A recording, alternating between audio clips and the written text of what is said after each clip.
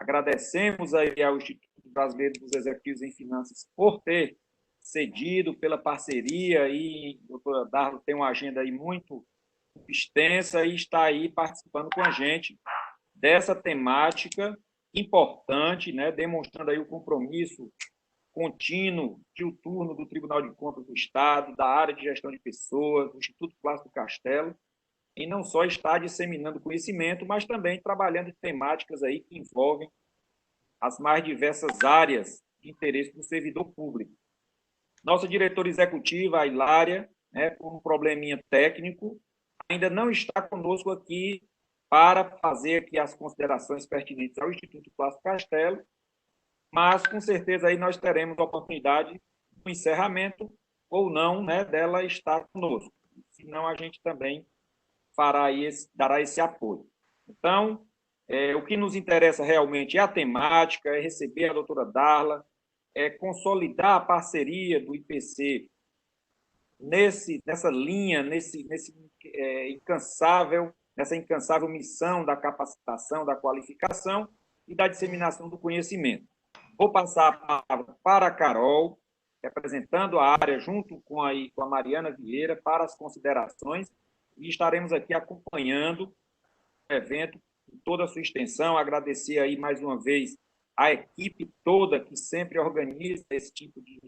tem estado nessas iniciativas, especialmente aqui ao Paulo Alcântara, nosso mestre aqui no sistema, coordenador do Laboratório de Inovação, Sandra Valéria, né, também do IPC, que dá todo esse apoio, esse suporte, dada a sua experiência e a sua disponibilidade.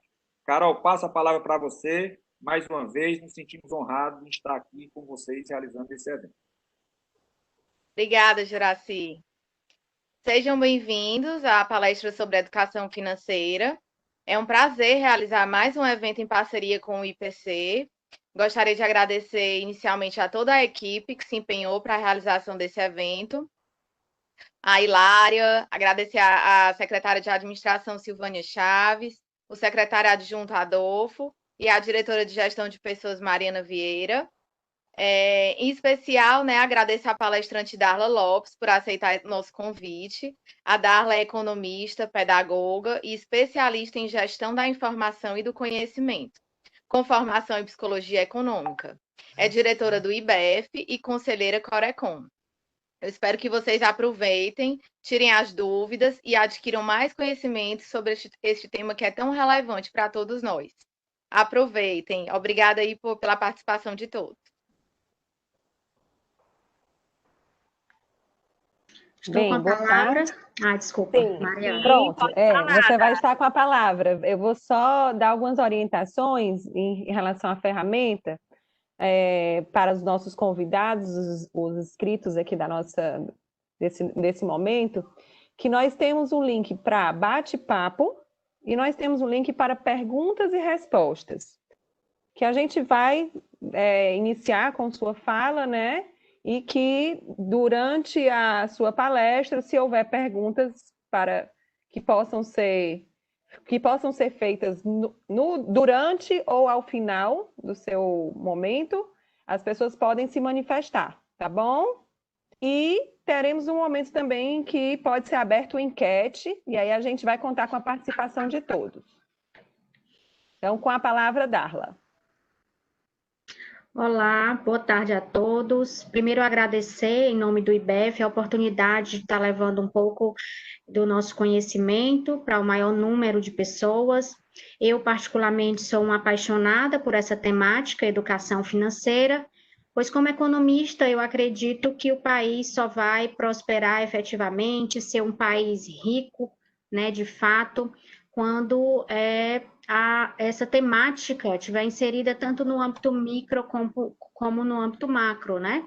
Quando nós falamos desses dois âmbitos, né, o micro aqui nós trazemos para as questões familiares, né, dentro dos lares. Então, como é que um país vai ser rico se dentro dos lares, se as famílias não conseguem fazer a sua gestão financeira pessoal, né? Então, o país ele precisa que haja essa efetiva gestão financeira pessoal nos lares, para que daí o próprio país consiga prosperar cada vez mais, ser um país rico, ser um país desenvolvido, né? Então, fazendo esse link com a economia em si, nós temos essa visão, e dentro do aspecto, né, de que o próprio IBEF, né, que é o Instituto Brasileiro de Executivos de Finanças, nós lideramos, nós estamos à frente da Diretoria de Educação Financeira, e lá nós estamos à frente também de um projeto chamado Saúde Financeira. E esse projeto, ele tem alguns eixos, né, alguns braços, que é o Saúde Financeira nas comunidades, onde nós levamos essa temática de uma forma leve, dinâmica, né, para comunidades carentes, e temos também esse braço aqui, que é o Saúde Financeira em Company, né, onde nós levamos essa temática direcionada para cada público das empresas, de acordo com o nível do público, né, para que seja efetivamente absorvida essa temática. Então, o Instituto Brasileiro de Executivos de Finanças agradece a oportunidade de estar levando essa temática para o maior número de pessoas e esperamos atingir cada um de vocês de alguma forma para que tudo que a gente for estudar aqui hoje possa ser bem compreendido. E para isso, nós vamos aqui compartilhar uma apresentação do nosso mini curso, se assim posso chamar. Eu acho, Paulo, que você precisa liberar para que eu possa criar.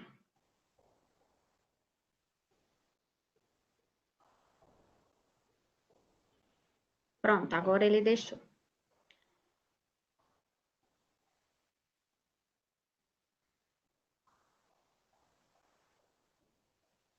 E um feedback para saber se vocês estão conseguindo visualizar a apresentação. Está conseguindo, Mariana? Seu áudio está desligado. Estamos conseguindo. Joia. Então, esse é o projeto que eu estava falando para vocês. E além do Saúde Financeira na Comunidade em Company, nós também trabalhamos essa temática tão importante em nossas vidas para crianças, né? Quero apresentar aqui para vocês, que inclusive eu trouxe um volume para sortear com os participantes, né? Essa cartilha de educação financeira infantil do IBEF Ceará, na qual eu sou autora, tá? É um livro voltado para a criança, todo falando sobre educação financeira. Confesso que muitos adultos dizem que a cartilha serve para eles também, tá? Então, já está aqui separada, para que as meninas possam sortear com vocês. E eu começo aqui a minha fala, efetivamente, fazendo um questionamento para que a gente possa refletir. E aqui começa a nossa enquete, né? A enquete quem aqui já possui um orçamento financeiro pessoal ou familiar? Daí, quando for mais lá na frente, o Paulo vai compartilhar com a gente esse número, para que nós possamos saber, né, o percentual de participantes que já faz uso dessa ferramenta tão importante que nós vamos verificar aqui no decorrer da minha fala. E aí essa pergunta vem assim: será que preciso educar-me financeiramente? E eu convido para que a gente comece a pensar um pouquinho lá no passado, né, na nossa infância. O que a gente pode observar? Nós podemos observar que os nossos pais, os nossos parentes, né, os pais dos nossos pais não tiveram essa educação financeira efetivamente. E isso vem gerando um ciclo vicioso, né, da falta de educação financeira dentro dos lares. E, obviamente, né, esse ciclo vicioso, ele gera uma série de ruídos nas famílias, pois nós vivemos dentro de inúmeros aspectos, não é mesmo? Então, eu tenho um eixo... Eu tenho o eixo amoroso, eu tenho o eixo da saúde, eu tenho o eixo do trabalho, eu tenho o eixo social. Então, cada autor aí, ele vai enumerar, né, como é essa nossa interação com o meio, através de alguns eixos. E quando eu não estou bem financeiramente, leia-se, quando eu estou com dívidas, quando eu estou com parcelas atrasadas. Então, isso causa uma perturbação, e isso é até estudado, existem pesquisas que demonstram, né, isso que eu estou falando, e, obviamente, né, ou a gente já conhece alguém que já passou por algum problema, ou até mesmo nós mesmos, né, E o que acontece quando a gente está com dívidas ou com problemas financeiros? O que vocês acham, né? Vão botando aí no chat, tá?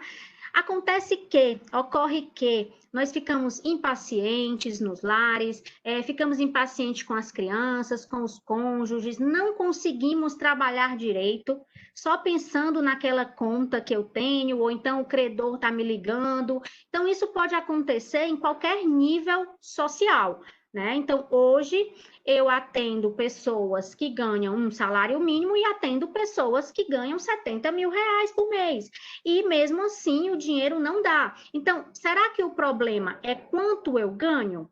Né? Então, existe aí uma grande confusão que as pessoas interiorizam, que é justamente em relação ao recurso financeiro, em relação a quanto eu ganho, as minhas receitas, né? E são dois pensamentos errados que nós podemos observar.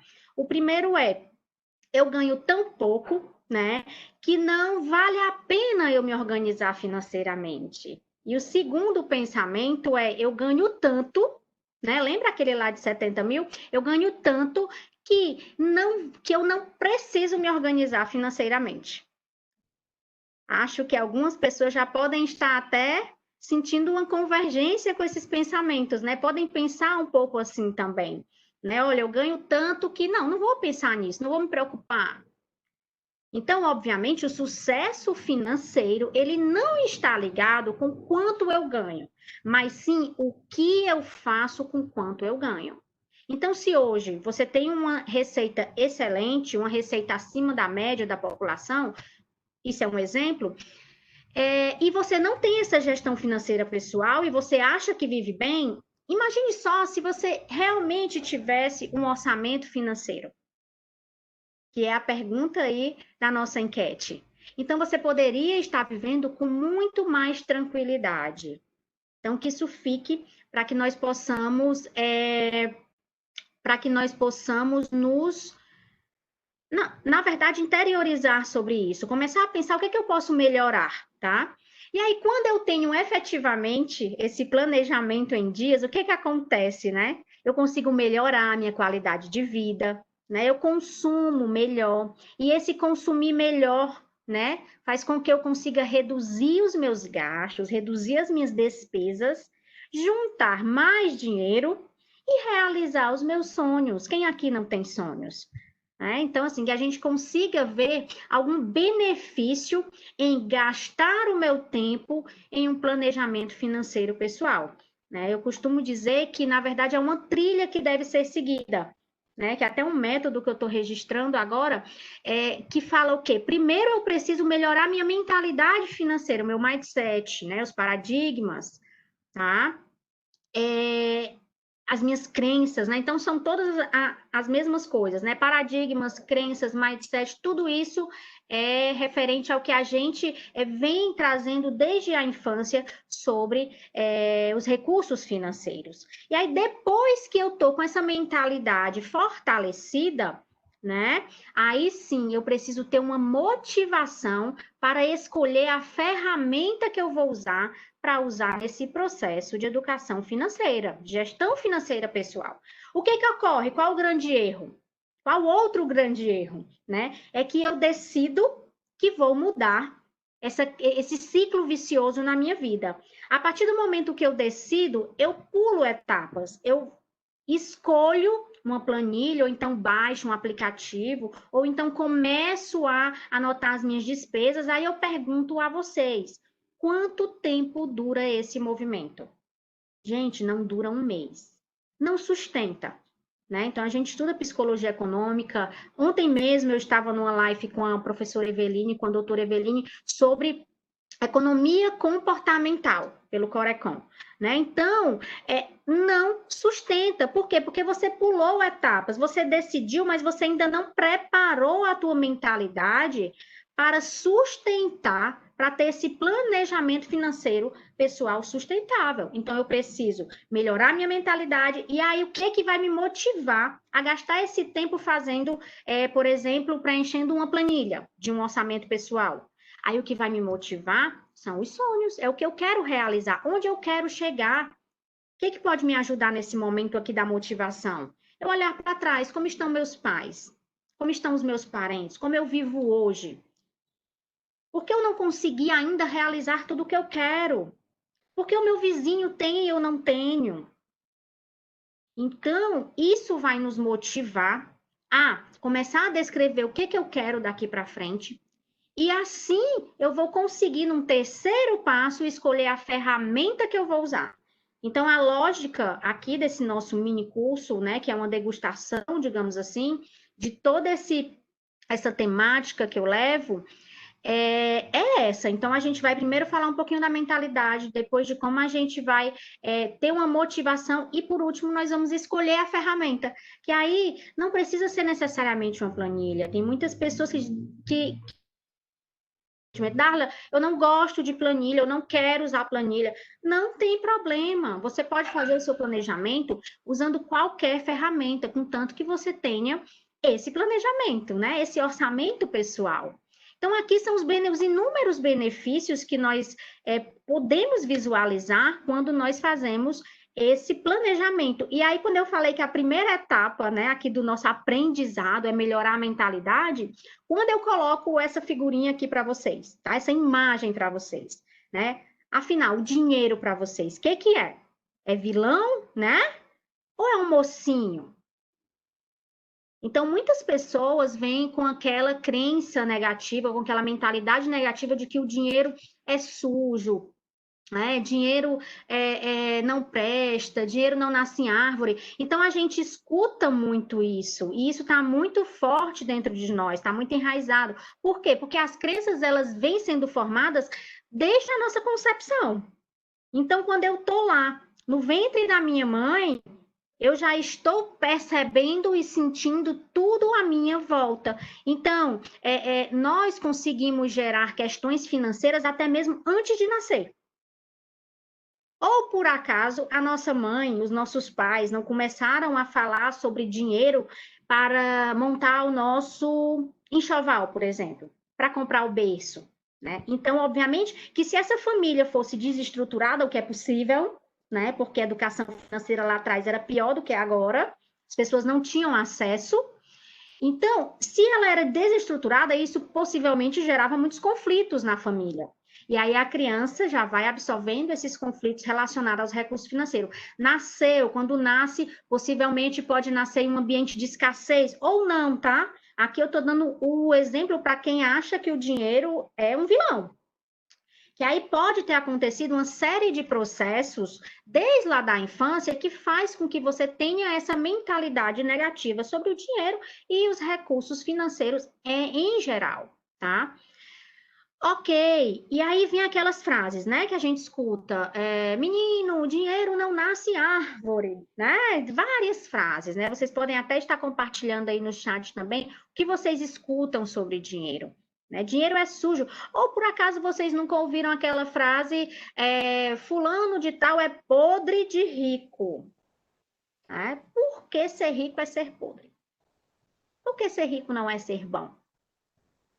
Afinal, se eu sou rico, eu tenho muitos recursos, posso realizar os meus sonhos, posso ajudar os outros, posso viabilizar projetos, né, que tragam crescimento e desenvolvimento para a sociedade em si. Enfim, são inúmeros fundamentos que nós podemos observar que o dinheiro ele pode sim ser algo muito bom. Mas o que eu costumo sempre falar, quando a gente chega aqui nessa telinha, que eu particularmente adoro, é que o dinheiro ele é uma ferramenta potencializadora. Então, se você é uma pessoa muito avarenta e ganha muito dinheiro, possivelmente você vai se tornar mais avarento ainda. Então, ela vai potencializar o que você já é. Se você é muito caridoso e ganha muito dinheiro, possivelmente você vai ajudar muitas pessoas com esse montante que você ganhou. Então, ela vai potencializar o que nós já temos em nós.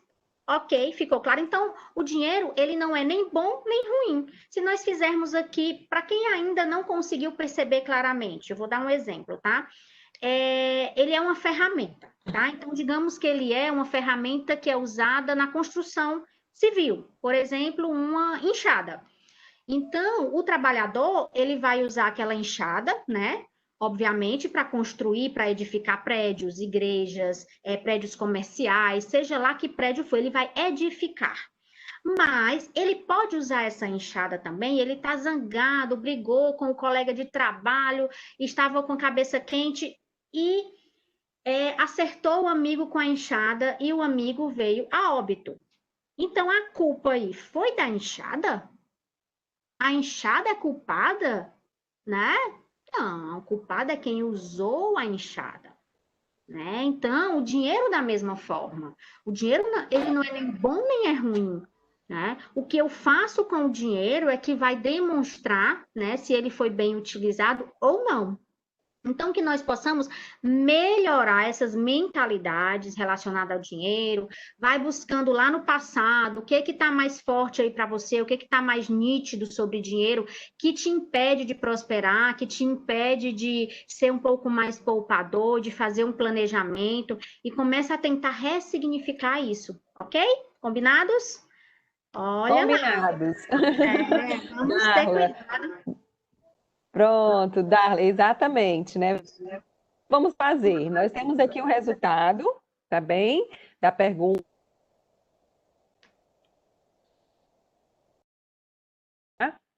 E nós obtivemos 19 sims, o que corresponde a 46%, né, do nosso público. E 7 nãos, o que significa 17%. Contudo, nós temos um percentual de 15 pessoas que talvez não tenham conseguido responder, porque a ferramenta, gente, ela acontece na sondagem, tá certo? Então, eu vou dar uma oportunidade de a gente... Para mais pessoas, né, Joia? De mais uma enquete, a gente vai reabrir a enquete, dá mais 5 minutos, tá bom? Perfeito. Para a gente tentar ter uma coisa mais real. Tá? Combinado, obrigada. O chat, ele não está aberto, tá? O que está aberto é perguntas e respostas. E a enquete é no sondagem. Tem um link sondagem e tem um link perguntas e respostas para as perguntas, tá bom? Mariana, 46% sim, é isso? 46% respondeu que sim, tem um orçamento pessoal ou familiar. Joia! Agora eu vou aqui perguntar uma coisa para vocês, tá?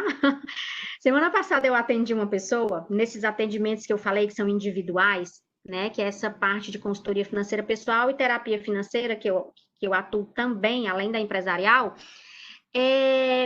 que ela dizia, não, Darla, porque geralmente os pacotes que eu fiz são de 4 sessões para a gente organizar tudo e depois ficar atendendo uma vez mensal.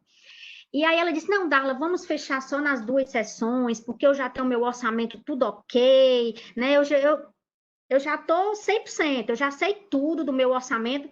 Aí eu disse, tudo bem, vamos lá. Fui para a primeira sessão, que é a anamnese. E aí, na primeira sessão, no finalzinho, eu perguntei, sim, e o seu orçamento, qual a ferramenta você usa? Ela disse, não, tá tudo na minha cabeça. Aí eu, não, peraí.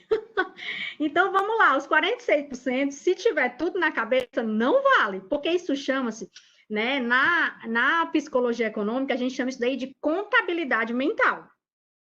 E a contabilidade mental, ela nos atrapalha, porque a gente acha que tem o controle, mas a gente não tem o controle, né? Porque a nossa mente, ela está envolvida com inúmeros aspectos do dia a dia e a gente não dá conta.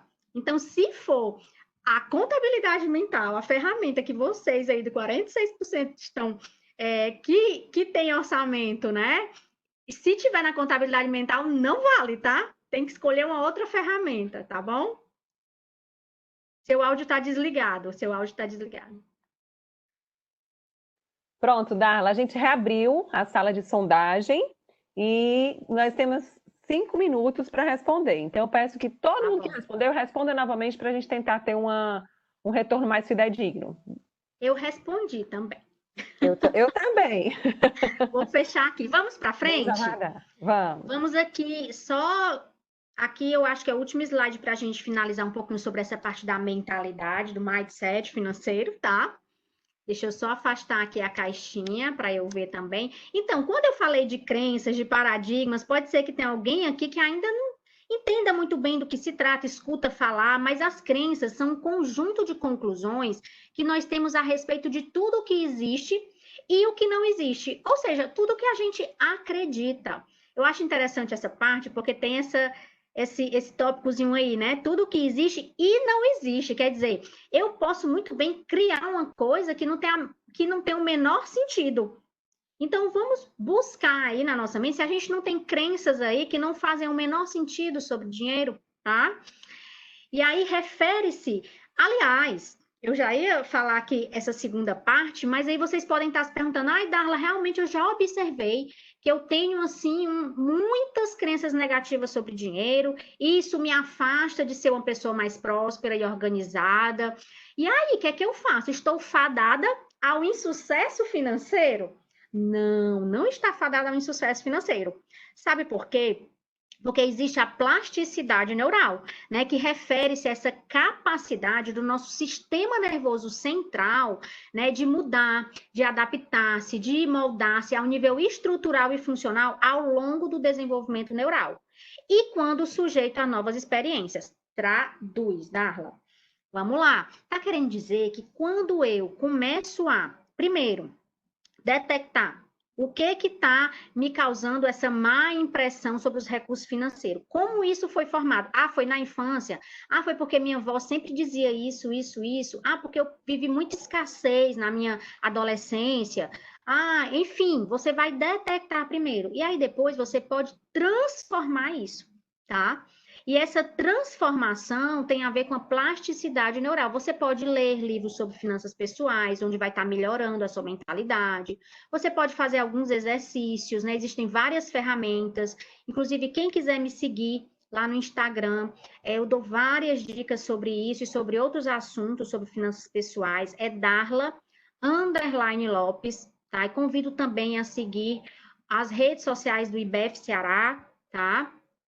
E daí, então, tem jeito, né? Se hoje se hoje eu me sinto desorganizado financeiramente, né? Se, embora eu não esteja com dívidas, eu não consigo realizar tudo o que eu quero, chega final do mês, eu só pago o boleto e não sei para onde vai meu dinheiro, né? Então, isso tem jeito sim. E o primeiro passo já está sendo dado, que é você estar aqui hoje decidindo que vai mudar isso na sua vida. Ou vai apenas não, ou vai dar um salto maior, vai melhorar, né, esse seu planejamento, vai começar a visualizar novas formas de fazer, tá?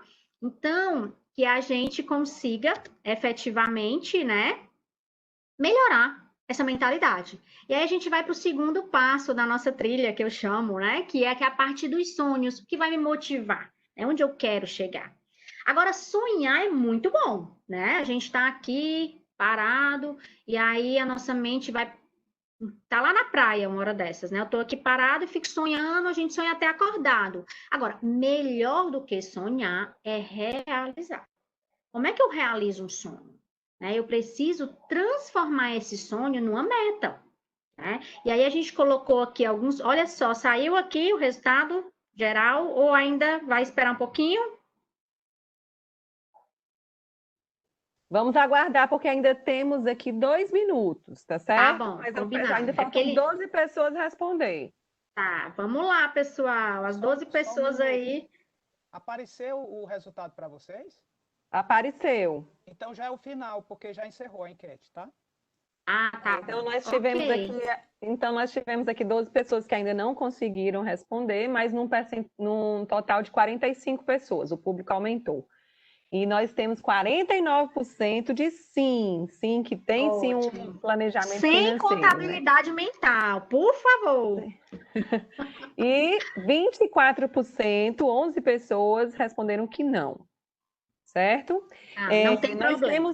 Eu quero aproveitar a interrupção para fazer uma pergunta que foi feita do Ramiro Lima sobre um exemplo errado, por exemplo, um exemplo errado dos pais, né, no trato financeiro por parte ou dos pais ou de um irmão mais velho, pode interferir na sua maneira de gastar? Ótima pergunta, né? Inclusive, essa semana foi bem agitada, assim, em relação a cursos e lives. Eu fiz uma live sobre educação financeira infantil, hoje é quarta, na segunda, e teve uma pergunta parecida, né? Que perguntou, olha, a criança que passou e que está passando, está vivenciando em um lar onde tem total descontrole financeiro. Isso determina que ela vai ser descontrolada financeiramente? E a psicologia econômica diz, nós não temos certeza, nós não podemos determinar isso. Por quê? Porque esse indivíduo, esse ser, ele vai poder tomar os dois caminhos. Ou ele vai seguir o padrão familiar, ou ele pode se diferenciar pelo que ele viveu e não gostou e fazer o contrário. Então, enfim, a gente não pode dizer. Mas, dentro dessa pergunta de agora, só repete para mim, por favor. A pergunta? Exemplo errado no trato financeiro por parte de familiares pode interferir na minha maneira de gastar? Sim, pode interferir, sim, com certeza interfere, e é o que a gente coloca sempre. Olha, para uma criança, um dos primeiros passos é a vivência, é o exemplo, é ela observar o que é feito pelos pais, né? Então, assim, não adianta eu dizer o que ela fazer se eu faço sempre o contrário. E a gente até está devendo aqui, né, um podcast de educação financeira infantil que a gente vai fazer também. Eu não vou me delongar aqui nesse assunto, porque a gente ainda tem muita coisa para falar sobre o tema de hoje, mas eu vou gravar esse podcast sobre educação financeira infantil, onde eu vou destrinchar toda essa questão aí que você perguntou, tá bom? Vamos para frente. E aí, como é que eu faço para transformar os meus sonhos em meta?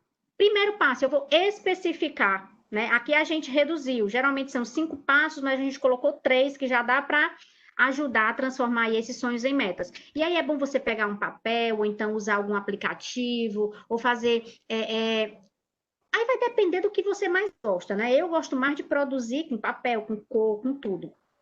Quem gostar dos meus eletrônicos pode fazer também. E aí você vai anotar quais são os meus sonhos que eu tenho hoje. Você anota todos, né? Faz aquela tempestade de ideias, né? Que tem aquele método. E aí anota tudo, coloca uma música que você gostou de ouvir, anota todos eles e depois você vai separar. Depois você vai separar como? Você vai separar quais são os que eu mais quero. Quais são os que eu quero para o curto prazo, depois para o médio prazo, depois para o longo prazo, que a gente vai já mostrar um planner que eu criei, que ajuda bastante a fazer isso, tá? E aí, depois que eu separar curto, médio e longo prazo, eu vou escolher 1 ou 2 de cada um, né? Porque eu vou poder focar nesse sonho. Se eu tenho um monte de sonho e não foco em nenhum, eu não consigo realizar nada. Então, eu vou especificar, depois eu vou mensurar, como assim? Eu quero um carro novo, porque o meu carro tá velho, né? Então, quando eu vou especificar, eu vou dizer qual o ano do carro, né? Qual o modelo, qual a cor. Eu vou dizer se o banco é de couro, se não é, se vai ser blindado, se não vai ser blindado. Então, eu vou colocar exatamente tudo para que eu consiga interiorizar, né, sobre esse meu desejo que vai se transformar em realidade. Tudo, olha, gente, não duvide. Tudo que a gente quer realizar, primeiro a gente cria aqui, ó. Se eu não consigo ver isso na minha mente, isso nunca vai se tornar realidade. De algum modo, eu preciso visualizar isso, né? E aí, se eu tenho dificuldade nessa visualização mental, você vai fazer o planner, tá? E aí, depois que eu mensuro, o que é mensurar? Eu saber quanto é, quantas parcelas pode ser, tem desconto à vista, não tem. Então, eu vou saber quanto é, né? Eu vou mensurar o que eu preciso. E aí, eu vou precisar estabelecer um prazo. Não adianta de nada, eu especifico, mensuro e deixo a Deus dará. Porque eu não vou conseguir me movimentar, fazer tarefas para que eu consiga realizar tudo isso, tá? E aí, aqui a gente trouxe o planner, que é o planner dos sonhos, onde na caixinha lá de cima eu vou escrever o nome do meu sonho, de curto, médio e longo prazo. Nessa caixinha maior do meio branca, eu vou colocar uma foto do que eu quero realizar. Que aqui é o quadro, é meio que um quadro da visualização, que ajuda o inconsciente a fazer você trabalhar em favor da realização do seu sonho, das suas metas, tá? E aí, lá embaixo, ali naquela partezinha onde tem as setinhas, são as tarefas que eu preciso realizar. Ah, eu quero comprar meu carro, eu preciso fazer o quê? Eu preciso economizar. Uma das tarefas. E aí, como é que eu economizo? Ah, eu acho que eu posso parar de pagar juros nas contas, pagar em dia. Né? Então, isso daí já me ajuda. Eu posso economizar energia, eu posso ter uma renda extra que não atrapalha a principal. Por favor, isso a gente vai falar mais lá na frente, tá? E isso a gente segue para o médio e para o longo prazo também, tá? Planejando suas finanças, você consegue realizar os seus sonhos, tá? Então, aqui vai ser um meio de nós nos sentirmos motivados a investir, que a gente chama gastar, mas a investir um pouco do nosso tempo em fazer esse planejamento. Ok? Ok, Darla. Pergunta? Pensando nesse planejamento, né? Algumas vezes a gente tem que se preparar também para o inesperado, né? Nós temos uma pergunta aqui da Lia, que é como lidar com furos no orçamento, quando a renda cai brutalmente de forma inesperada, né? Então, estou vendo aqui que a gente está construindo um sonho, um planejamento, né? Você falou no estabelecer metas, mensurar, estabelecer prazos, mas quando acontece esse inesperado, como a gente deve analisar? Que é o que vem acontecendo, né, com a maioria da população, tá? Eu vou só passar esse slide que eu acho que no próximo a gente já pode entrar nessa temática, tá bom? Então, a distância entre o sonho e a realidade chama-se disciplina, né? Então, se eu tenho a disciplina, eu consigo, mais facilmente, obviamente, que vão acontecer alguns imprevistos, pode acontecer imprevistos, e a gente vai orientar como agir quando acontecer esses imprevistos, tá? E aí, no decorrer aqui desse slide, a gente vai falar um pouquinho sobre essa resposta, tá certo? Orçamento pessoal, né? Lembra da trilha que eu falei? Mentalidade, motivação e, enfim, qual é a ferramenta que eu vou usar, né? E a ferramenta que a gente indica é o orçamento pessoal, que é onde a gente vai estar prevendo as nossas receitas e despesas e acompanhando. Então, adianta eu fazer o orçamento um mês e não acompanhar? Não adianta, porque o orçamento, ele geralmente, aliás, ele geralmente não, ele é uma previsão. Então, eu preciso estar comparando previsto e realizado para saber se realmente aconteceu o que eu acho que ia acontecer. Se não acontecer, eu preciso tomar algumas medidas para tentar ajustar esse orçamento, né? Que aí entra na pergunta dessa pessoa. Você não disse o nome, não, né, da pessoa? Falei, foi a Lia. Lia. Então, Lia e os demais, né? Então, o ideal seria que nós já tivéssemos a nossa reserva financeira, que eu não gosto de chamar de reserva de emergência, porque aí eu já estou vibrando na emergência, no problema, né?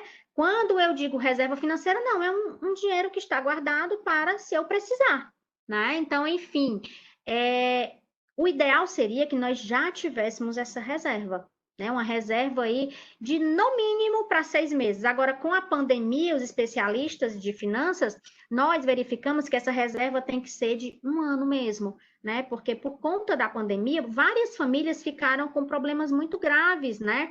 No seu orçamento, e se tivessem essa reserva, estariam mais tranquilos nesse momento, né?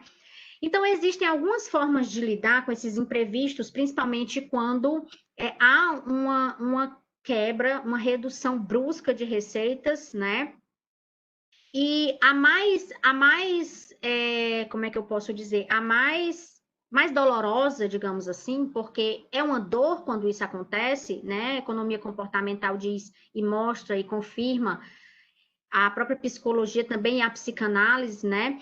É que nós queremos sempre maximizar prazer, né? Maximizar prazer e sempre diminuir o sofrimento, né? E esse maximizar o prazer nos leva muitas vezes a tomar algumas medidas, a tomar algumas decisões, né? Que vão maximizar esse prazer no curto prazo, né? Através de decisões imediatistas. Então, eu quero o novo iPhone, mas eu não tenho o dinheiro.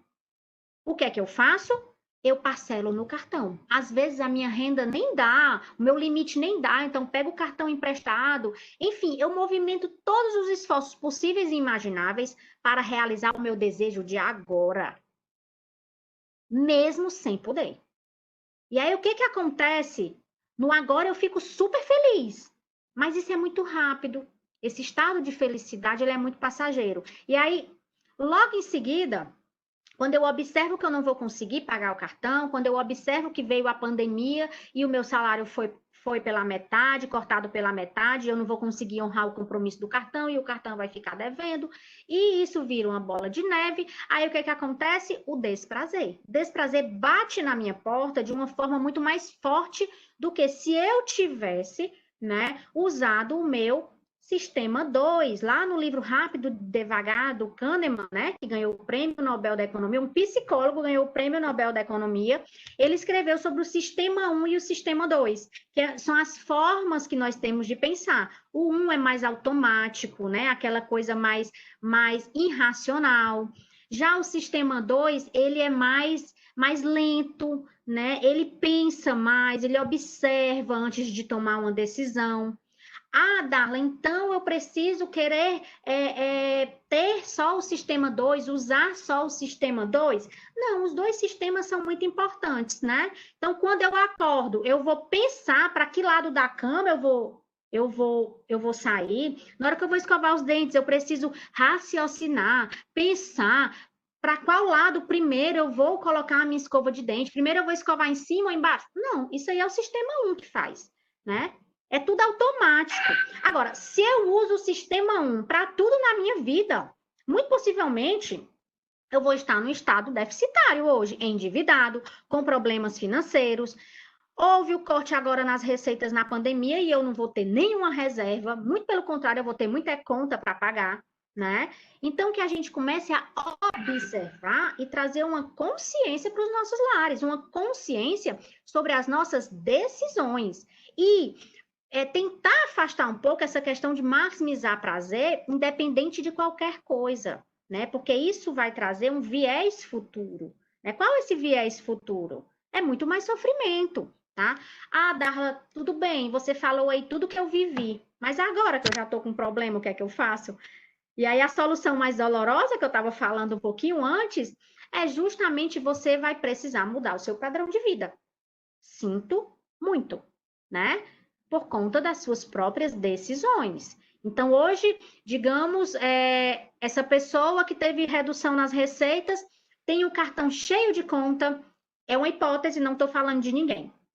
Tem um cartão cheio de contas, mora num prédio super luxuoso, que é financiado, nem é próprio, né? Anda num carro de luxo, que também é financiado, não é próprio, né? Então, assim, frequenta lugares onde classe A e A mais frequenta, né? Que, inclusive, antes de ter o corte, essa pessoa, a sua renda não suportava esse tipo de estilo de vida.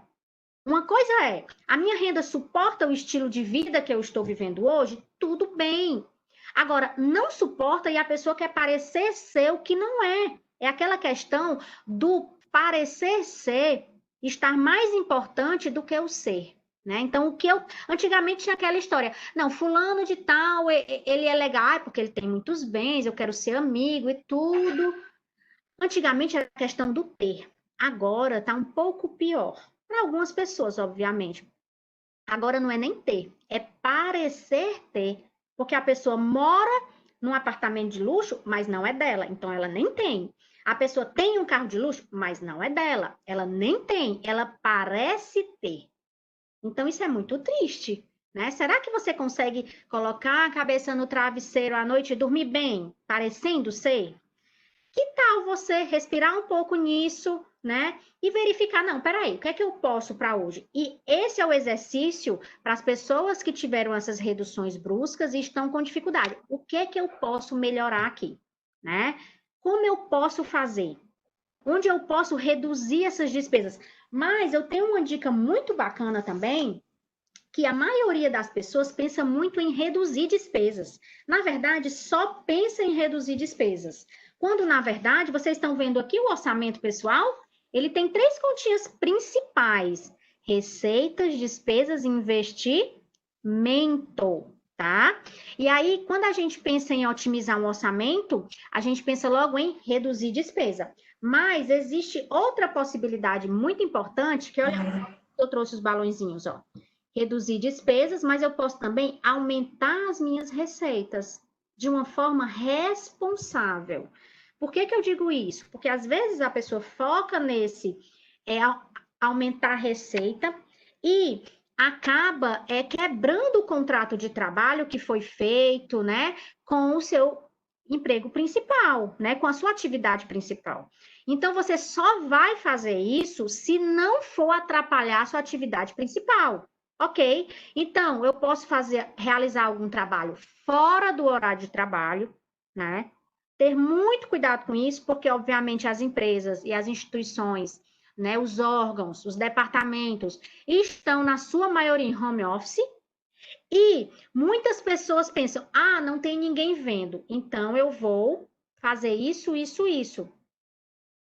Né? Acredito que não é o caso de ninguém aqui, mas isso vem acontecendo sim. Isso é muito perigoso, né? Isso quebra, inclusive, né, o respeito que a gente tem por nós mesmos, né?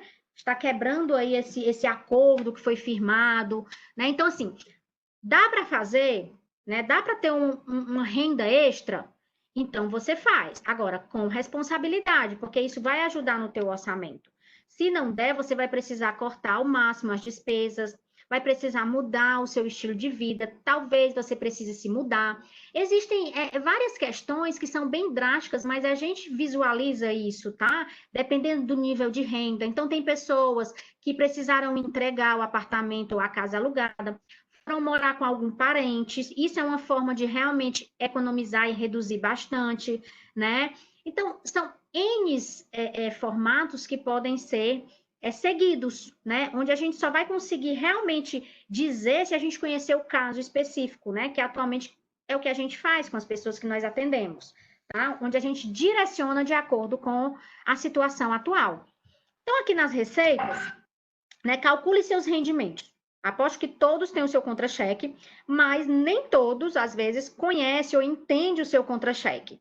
E aí fica o meu apelo para que você entenda o seu contra-cheque, porque geralmente as pessoas costumam ancorar, né, fixar o valor que ganham no valor bruto e acabam todos os meses gastando mais. Por quê? Porque eu ganho 5 mil reais. Mas, na verdade, 5 mil é o bruto. Você ganha 4.600, digamos assim, um exemplo. Então, todo mês você gasta 5 mil, né?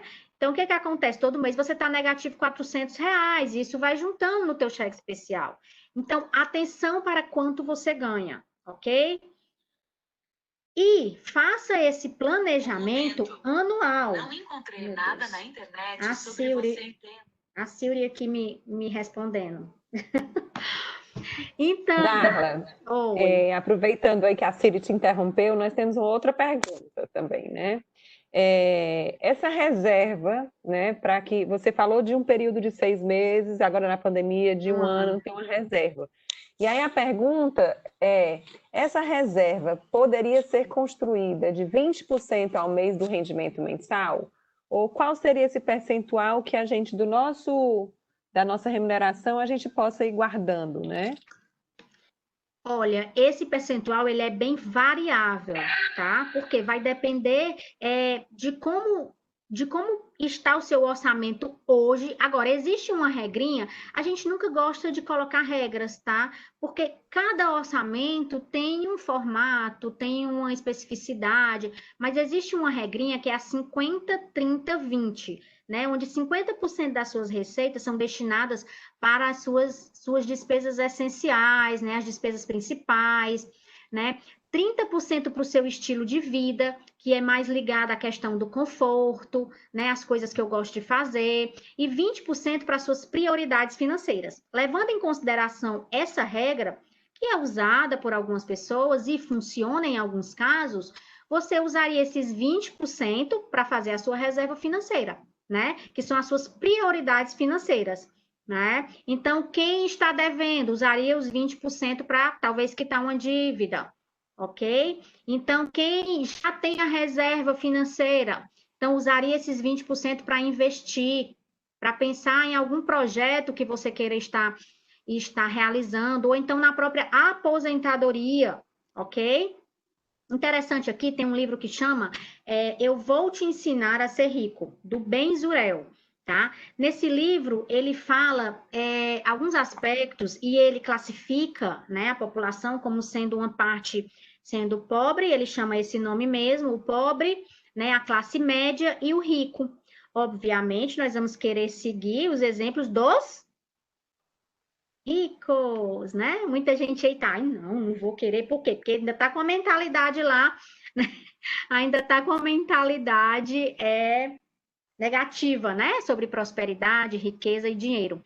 Enfim, como é que o pobre, né? Até pela sua condição atual, ele não consegue visualizar muito o futuro. Então, ele acaba que ele faz um planejamento para o dia, né? Ele verifica o que é que eu preciso para sobreviver esse dia. É uma triste situação, mas isso acontece. A classe média, ela se acha muito esperta. E daí a classe média, ela planeja um mês. Ela sabe quanto ela precisa para passar aquele mês. Ela sabe que ela vai precisar pagar a conta de energia, né, a conta do financiamento imobiliário. Ela sabe o que ela precisa para o mês. E acha que está tudo bem, que está maravilhoso. Mas sabe o que o rico faz? Né? O rico, ele planeja no mínimo o ano todo. Por isso que a gente colocou ali nas receitas, ó, planeje sua receita anual. Então, pega o teu contra-cheque e coloca lá no formato onde você quiser, ou na planilha, ou num caderno, ou num aplicativo, e projeta isso daí para o ano.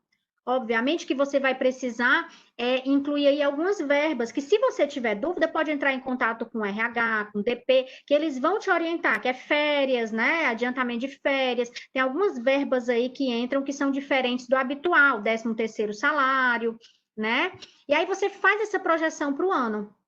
E aí, voltando ainda para aquele conceito do Benzuel, né? Quando é que a classe média, gente, guarda dinheiro para investir? Me falem aí. Quase nunca. Sabe por quê?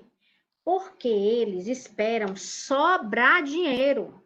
E aí eu pergunto, imediatista, consumista, querendo maximizar prazer e satisfação, quando é que sobra dinheiro? Digam para mim.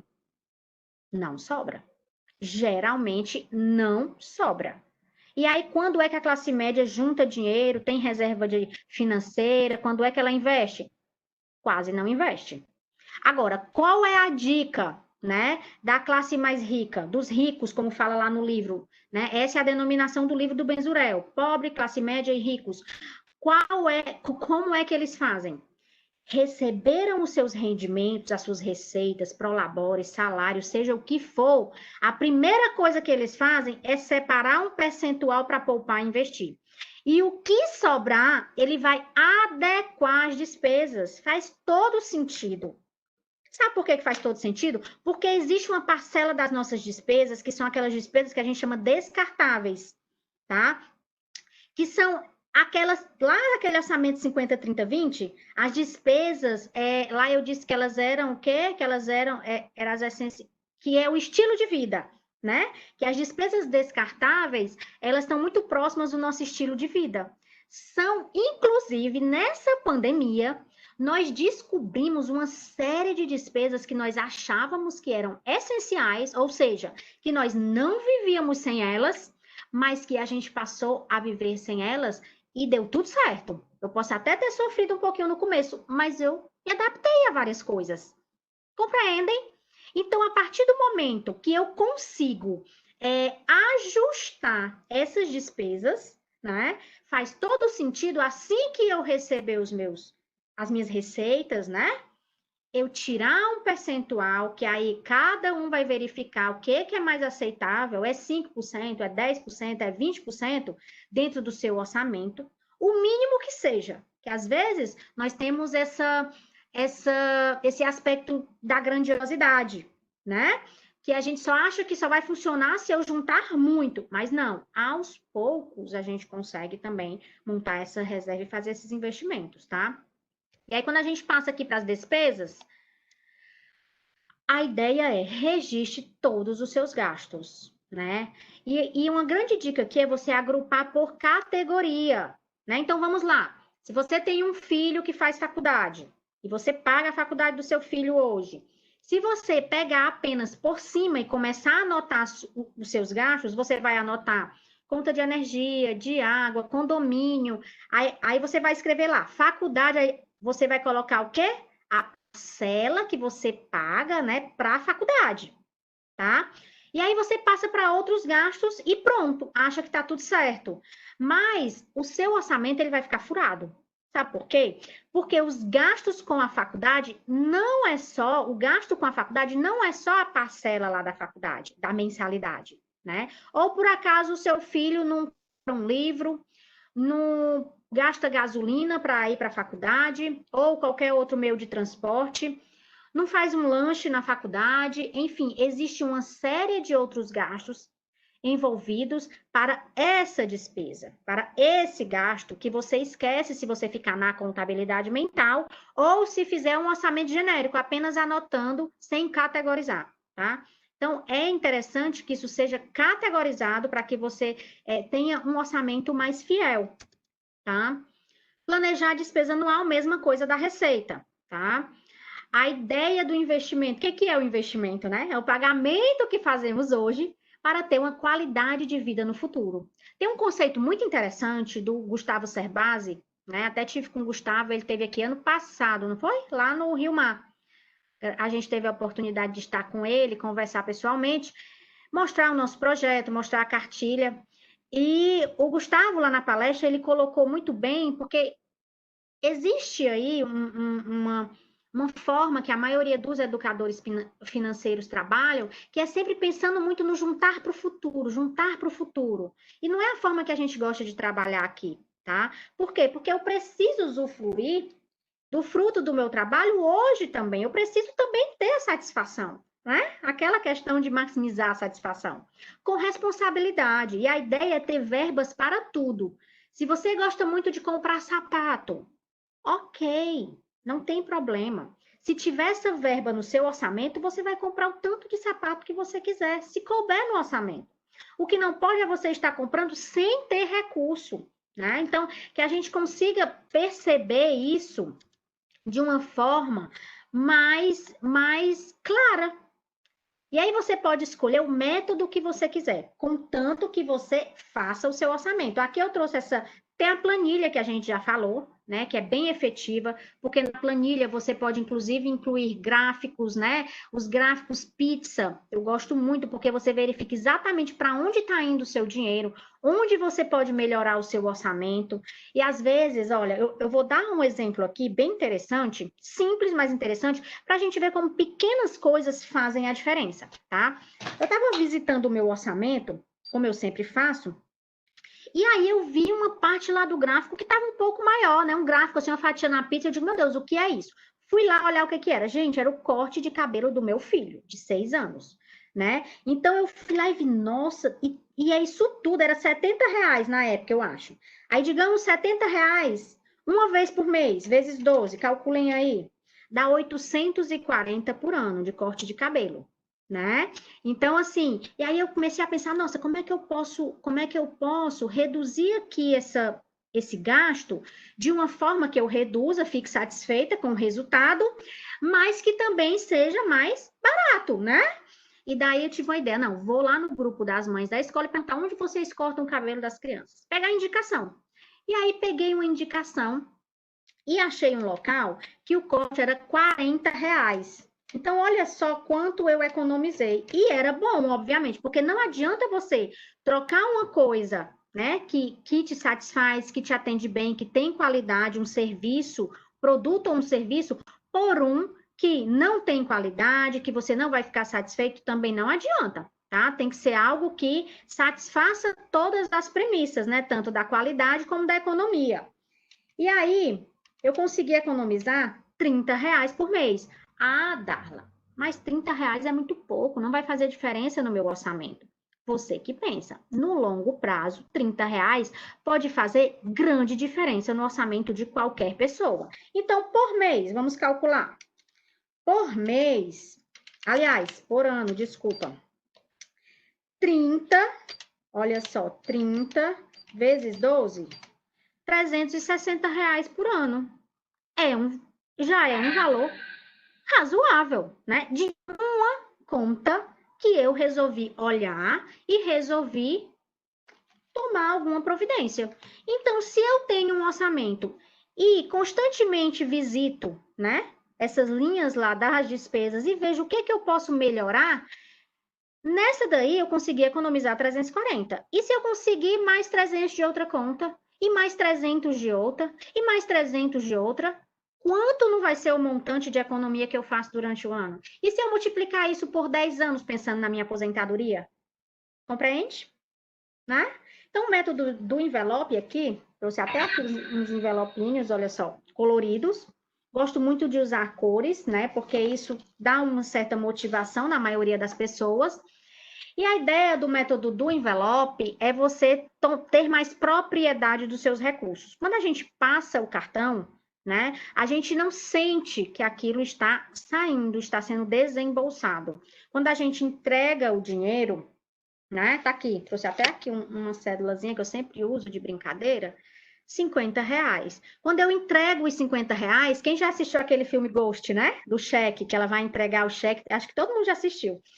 E ela fica puxando o cheque porque não quer entregar, porque está com pena. Da mesma forma é o dinheiro. A gente vai pensar muito mais antes de gastar quando a gente entrega o dinheiro do que quando a gente passa o cartão. Compreende? Gente, aí tem aqui aquela questão que agora na pandemia, né? As orientações é não usar o dinheiro. Então a gente deixa aqui esse métodozinho guardado por um tempo, né? Tenta ter essa consciência com o cartão mesmo, tá?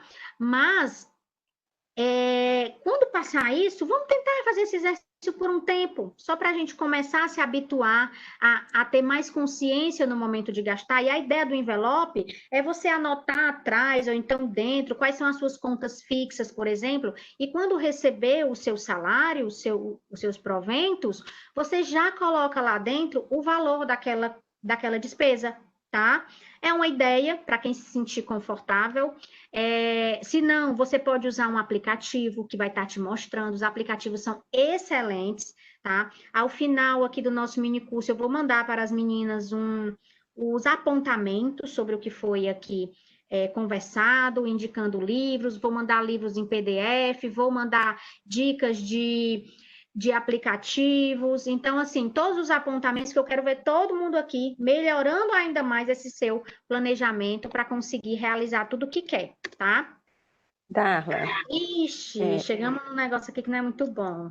Fala, Maria. Darla, eu tenho uma pergunta aqui ainda com relação às formas de aumentar a receita, né?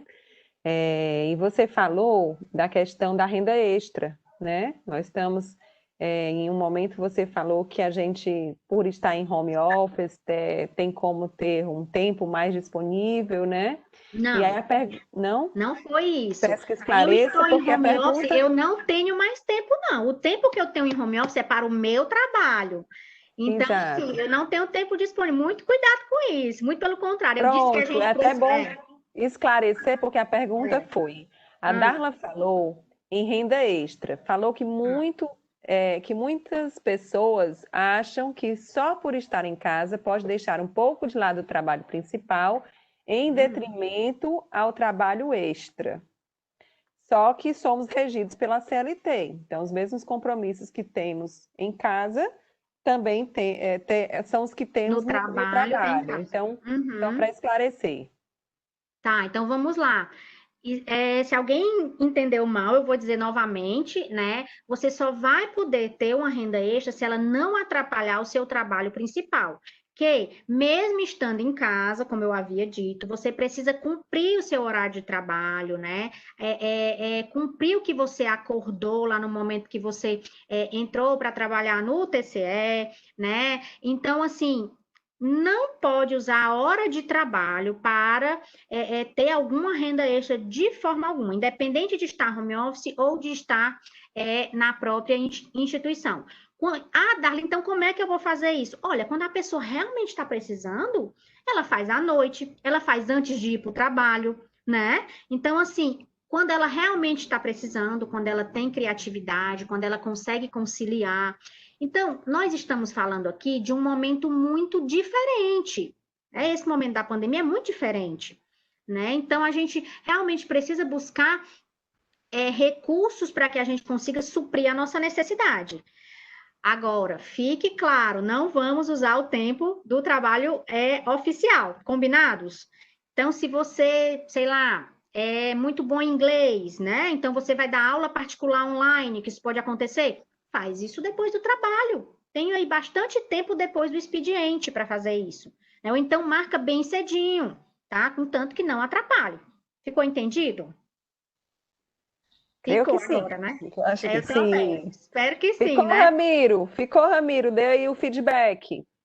Vamos lá, ver se a pessoa aí já. Gente, olha só.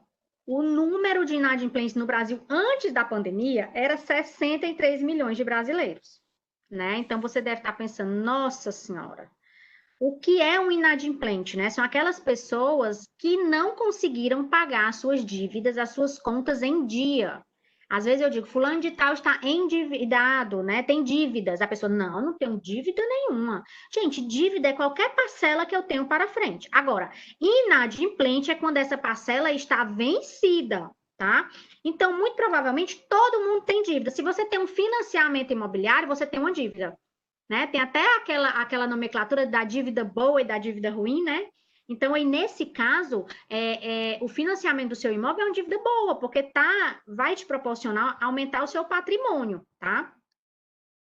E aí, a taxa de juros no Brasil, ela sempre foi muito alta, né? Agora está bem baixa, tá? Mas, assim, a taxa Selic, que é a taxa básica de juros da economia, onde vai nortear todas as outras taxas, historicamente, ela é muito alta, principalmente relacionada aos outros países, né? Então, essa taxa aqui, lá no passado, 2015, por exemplo, ela estava mais ou menos 14% ao ano, né? Agora, né, ela caiu bastante, está quase chegando à casa dos 2%, né? Então, o que que acontece? Se eu tenho um endividamento, se eu estou inadimplente, essa mesma taxa aqui, que era alta, né, que agora diminuiu, mas mesmo assim ainda impacta muito fortemente no nosso orçamento, ela vai fazer com que a sua conta ela fique muito maior, né? Então, a gente precisa ter muito cuidado com a inadimplência, porque ela pode se tornar algo bem complicado de ser resolvido, mas não é impossível, tá? Porque qual é a origem das dívidas hoje? Né? O imediatismo, que eu já havia falado, quer dizer, eu quero hoje, mas não posso, compro e tenho alguma intercorrência e fico sem pagar. Imediatismo, as próprias emergências, né? A própria pandemia, muita gente ficou inadimplente por conta da pandemia, que foi algo que aconteceu que ninguém esperava e que as pessoas não conseguiram honrar com seus compromissos.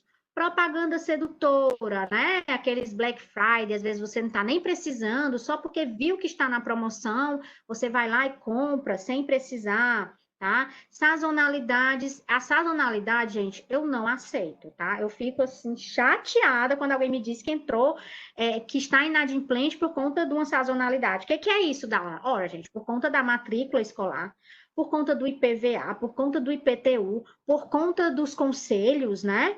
Gente, isso é uma coisa totalmente previsível. Você já precisa se planejar durante o ano para essas contas sazonais.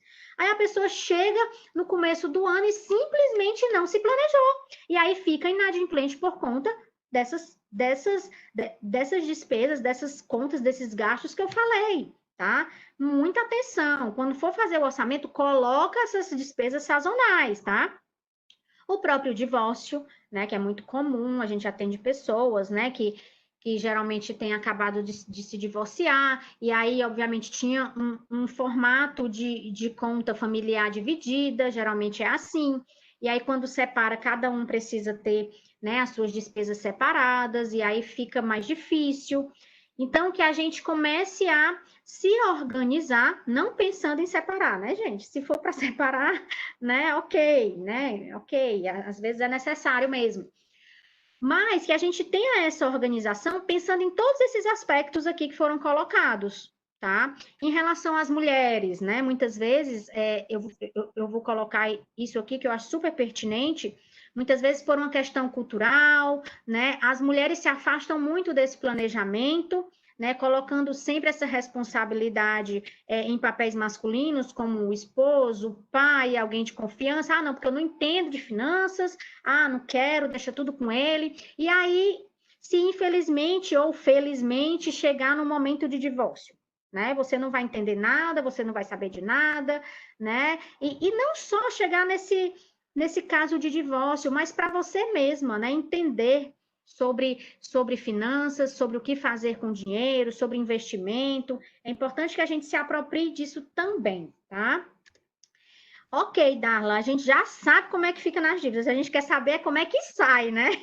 Pronto. Darla, é o seguinte, o servidor público, né, ele tem um bônus e um ônus muito grande, né? A gente tem o bônus da estabilidade, de saber que todo mês tem aquela quantia. Mas a gente também leva um ônus muito grande de se responsabilizar. E eu acredito que tem acontecido muito durante essa pandemia, o profissional liberal ou o comerciante teve uma instabilidade maior, né? E aí acaba que recai muito a responsabilidade para o servidor que tem aquela estabilidade, né? Eu tenho uma pergunta aqui do Vladimir, que ele coloca assim: você acredita ser possível e viável? Não, peraí. Só um minutinho, era outra pergunta, Vladimir. Eu acho que ficou aqui em cima. Só um minutinho, desculpa. Que ele pergunta exatamente sobre qual a orientação para lidar com o familiar que costuma se endividar, fazendo com que socorramos ele. Entendi. Certo? É porque depois ele tem outra pergunta, mas vamos, se for possível. Olha, eu acho que, assim, o que que a gente orienta, né? A gente atende casos parecidos, né? A orientação é realmente uma conversa franca, né? Olha, é o seguinte, eu já te ajudo, né? Sempre eu te socorro, mas eu acredito que é o momento de você aprender com seus erros, né? Tudo começa, né, claro, através do exemplo. Então, você mostrar que tem uma organização. Então, até no momento de socorrer, você colocar, não, deixa eu olhar aqui como é que está o meu planejamento, deixa eu ver se eu consigo, né? Então, você já coloca essa primeira dificuldade, digamos assim, mesmo você sabendo que vai socorrê-lo, né, financeiramente. Não, deixa eu verificar aqui meu orçamento, porque eu não sei se esse mês dá certo, porque eu tenho alguns outros compromissos, tenho os meus investimentos que eu preciso fazer, parará. Enfim, você começa com o exemplo, e aí não funcionou, né, pelo visto. E aí, eu acho que o último nível mesmo é a franqueza, né? Olha, é o seguinte, eu trabalho, eu tenho as minhas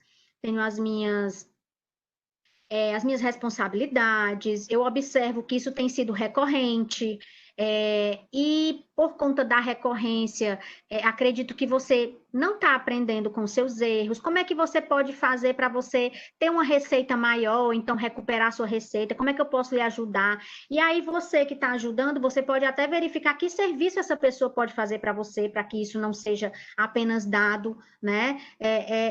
Enfim, o que eu costumo sempre orientar também é tentar fazer com que essa pessoa que está sempre precisando tenha uma receita.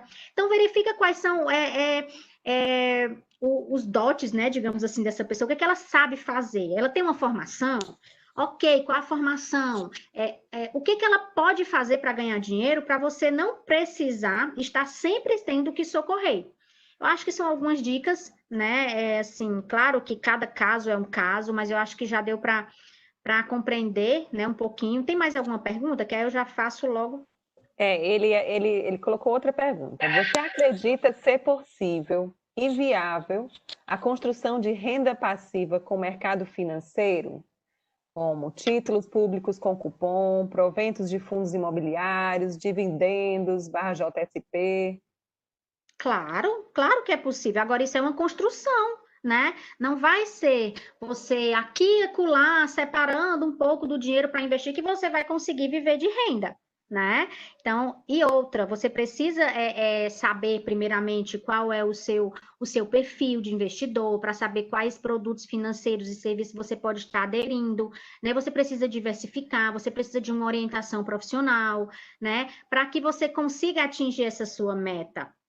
Então, assim, é totalmente possível, tá? Mas precisa ter muita disciplina, precisa ter um foco, precisa ter um planejamento, né? E ainda sobre o bônus e o ônus do servidor público, eu queria fazer aqui um pequeno adentro, super importante, né? A gente sabe que todo servidor público ele tem acesso ao crédito mais fácil, né? Principalmente ao crédito consignado, que é um crédito muito barato e que às vezes acaba seduzindo, né, o servidor, mesmo sem precisar, acaba tomando esse crédito, não sabe nem para quê, usa, não sabe nem com o quê, e fica com aquela parcela lá sendo debitada no seu contra-cheque todo mês durante muito tempo, porque daí vai variar, tem até 96 meses, né, alguns contratos. Então, e aí vai abrindo crédito e a pessoa vai fazendo mais, e a renda acaba que fica muito pequena. Às vezes a renda não consegue nem suprir as necessidades das despesas básicas. E aí a pessoa fica em cheque especial, fica usando cartão, fica... Gente, vira uma bola de neve. Eu já atendi várias pessoas assim, né? Mas tem solução. Uma das soluções é você fechar essas torneiras, né? Parar. Não, pera ainda. Stop. Não vou mais fazer. Como é que eu posso enxugar o que eu já tenho, né? E aí uma das ideias é você fazer uma portabilidade, que talvez a taxa seja melhor e a sua dívida diminua, né? E assim, começar a enxugar orçamento lá na parte das despesas, como é que eu posso estar enxugando aqui para ir quitando esses empréstimos, né? Esses consignados, evitar fazer consignado sem necessidade. Eu também não vou apedrejar quem faz, quem fez ou quem vai precisar, porque a gente precisa saber usar os recursos financeiros, né? Até mesmo os empréstimos são importantes em alguns momentos. Nesse momento está sendo muito importante. Então, quando você falou desse ônus aí, né? Porque às vezes dentro de uma família tem uma pessoa que é servidora pública, todas as outras não são e todas as outras foram demitidas. Então, coitado, o servidor vai ter que bancar tudo. Possivelmente ele vai ter que fazer esse consignado para ajudar a família. E, claro, isso é totalmente aceitável, né? Você mora naquela casa, você está vendo aquelas pessoas precisando. Agora, vai precisar de um planejamento e vai precisar de um comprometimento de todos, né? E não acreditar que porque o servidor tem essa vantagem, essa facilidade do consignado, que tudo vai correr solto, né? Ah, não, mas fulano sempre pega mesmo, sempre ele ajuda. Então, coloca essa responsabilidade para as pessoas também. Vai fazer o consignado para a família? Ok. Vai ser quantos por cento para cada um, para quando eles tiverem renda, pagar também isso daqui. Então, divide a responsabilidade, né? Então, isso é uma ideia, tá? E aí, como sair das dívidas, né? Quem aí já teve algum problema ou conhece alguém que tem algum problema, a gente colocou aqui 4 passos para a gente conseguir sair das dívidas. O primeiro deles é você encarar de frente, né? Porque tudo tem um lado positivo, até dívida tem um lado positivo. Eita, qual é, gente? O lado positivo de ter uma dívida, de estar inadimplente. O que vocês acham?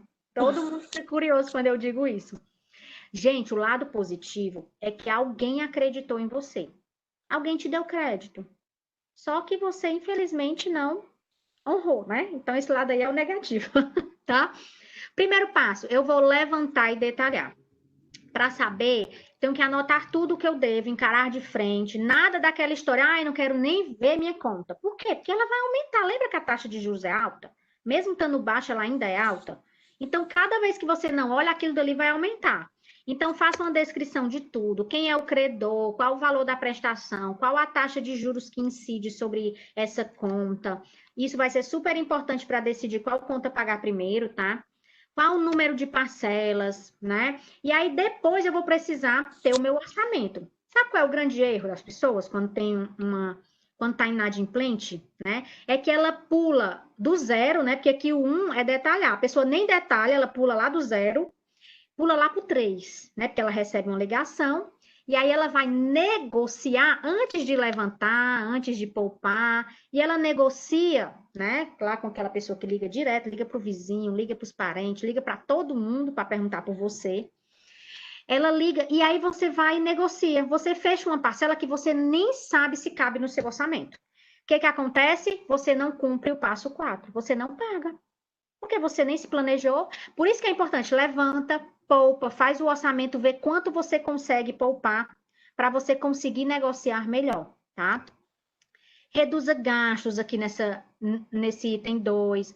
Esse venda itens fora de uso é incrível, é uma ideia aí para a época de pandemia também, tá? Se você reduziu aí as suas receitas, ficou desempregado, não conseguiu uma renda extra, né? Olha aí para dentro de casa. Às vezes tem uma bicicleta que você não usa mais.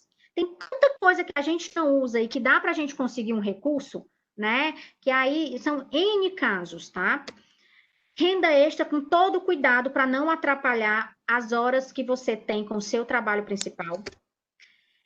E aí, depois, no ato da negociação, você precisa ter muita paciência. Por que eu digo isso? E aí, os bancos detestam, né? Porque eu digo isso. As lojas detestam, porque eu dou essa dica para todo mundo. Você precisa ter paciência, sabe por quê? Porque existe uma conta lá no orçamento das empresas que você deve, banco, empresa, seja lá o que for, que chama provisão de devedor duvidoso, PDD ou então PCLD. Essa conta, eles colocam as pessoas, né? As demandas, nas quais eles acham que não vão mais ser pagas. E aí, eles negociam isso de uma forma muito mais favorável para quem está devendo, para o devedor, do que antes. Porque para ele, o que ele receber é lucro, porque ele já acha que você não vai pagar. Então, se você negocia... Olha, gente, presta atenção. Eu não estou dizendo para você ficar devendo, porque existe isso. Eu estou dizendo, Darla, eu estou desesperado, eu estou devendo muito a várias instituições, não sei como fazer, queria muito pagar as minhas dívidas, tenho interesse em pagar minhas dívidas, não estou querendo ser aqui, ser uma pessoa errada, não, eu quero, eu só preciso de orientação. Então, aqui é uma estratégia que você que quer andar certo, que quer sair das dívidas, pode usar, que é esperar um pouco, tá? Até que, esperar se você não tiver como pagar, obviamente, né? E assim, se for um montante mais alto, enfim, espera um pouco para que as empresas consigam perceber que você não vai pagar. E aí, se você não vai pagar, quando você for negociar, o que você oferecer vai ser mais provavelmente aceito, né? Então, se você devia 3 mil, aliás, 10 mil, digamos, se você devia 10 mil e eles estão te cobrando hoje por conta de juros e do tempo que você deve, eles estão te cobrando 20 mil. Então, é um juros muito alto, né? Então, assim, e outra, você acha que nem consegue pagar. Então, se passar um tempo, né, e você, nesse tempo que passar, se organizar, juntar dinheiro para pagar a dívida, não é passar o tempo e você morrendo de gastar, não. Por favor, tá? Passou o tempo, você se organizou, e aí sim, quando eles ligarem, você já vai estar lá na continha PCLD ou então PDD, então eles vão te oferecer uma negociação muito melhor. Eles vão te oferecer para você pagar, talvez, o principal da dívida, que é o que você realmente deve, que é os 10 mil reais, parcelado. Às vezes te dão até um desconto em cima dos 10 mil reais, tá? Então, ok, ficou entendido aí a questão de ter paciência, da negociação, de esperar um pouco, né? Não aceite a primeira proposta, porque geralmente não é muito boa, não é muito favorável a você. Verifique se essa prestação cabe no seu orçamento. E aí, uma dica que eu tenho muito preciosa, né? Existe esse site, chama consumidor.gov.br. Nesse site, ele faz uma intermediação entre você e as instituições que você está tendo algum problema nesse sentido. Alguns bancos, algumas lojas, né? Eu já tive cliente que a gente usou esse recurso, o problema da pessoa era no Bradesco, e a negociação foi muito boa, né? Então, lá nesse site, a gente disse o que aconteceu no caso dela. Ela incorria nesse erro de, antes de levantar e poupar, ela já negociava com o banco a questão do cheque especial, e aí ela fazia vários parcelamentos e não conseguia cumprir o parcelamento. Então, ocorre que ela fez o primeiro parcelamento, pagou 3 parcelas e deixou de pagar. Aí depois negociou de novo, pagou 5 parcelas e deixou de pagar. Aí negociou de novo. Quer dizer, só as parcelas que ela já tinha pago o principal há muito tempo, né? Então, a gente relatou tudo isso lá no site, mandou comprovantes, mostrou tudo. Quando foi 3 dias depois, né, ligaram para ela para fazer uma negociação incrível. Tipo, era 10 mil, ofereceram por 2 mil parcelado. Então, vale a pena dar uma olhada nesse site se você tiver com problema, tá? E o final, gente, por favor, cumpram o acordo, né? Não vamos aí fazer tudo isso e não cumprir o acordo, tentar cumprir o acordo. Mas fica aquela pergunta, desculpa, é porque aqui não é o meu curso, né? Lá no meu curso a gente fala, mas eu vou dar essa dica aqui. O que pagar primeiro, né? Lá no curso a gente coloca um plannerzinho, né, para a gente saber o que pagar primeiro. Antes da pandemia, o que pagar primeiro eram aquelas contas que são essenciais. Então, energia, água, né, aluguel, até porque eu vou conseguir sobreviver sem água, sem energia. Como é que eu vou trabalhar se eu não tomar um banho, se eu não me alimentar, se eu não, né? Eu preciso trabalhar para ter recurso para tentar organizar a minha vida financeira, né? Então, as contas essenciais eram as primeiras. Depois vinham as contas que tinham maior taxa de juros. Por quê? Porque essas tinham a tendência de ficar maior, mais rápido, né? Então você ia lá, e quais são, geralmente? Cheque especial, né? Agora mudou um pouco, mas ainda é muito alto. E cartão de crédito. Entrar no rotativo do cartão é uma furada, tá?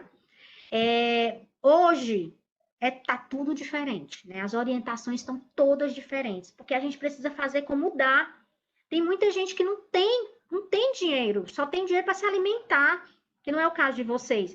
Mas aí as orientações precisam ser muito pontuais, caso a caso, né? O que a gente orienta? Às vezes, até parcelar um cartão nesse momento de pandemia é o jeito, né? Então, isso tem que ser feito com muita consciência, vai lá e vê. Quando eu falei lá atrás, né, em relação ao consignado, que eu não ia jogar pedra, por quê? Porque aqui nesse momento de pandemia, onde tem muita gente precisando, familiares precisando, é uma excelente fonte de recurso. Se eu não conseguir a renda extra, se eu não conseguir aumentar minhas receitas, se eu não conseguir poupar suficiente os meus gastos e despesas, e mesmo assim eu ainda estou no vermelho, eu estou precisando para fazer o meu mercantil, eu estou precisando.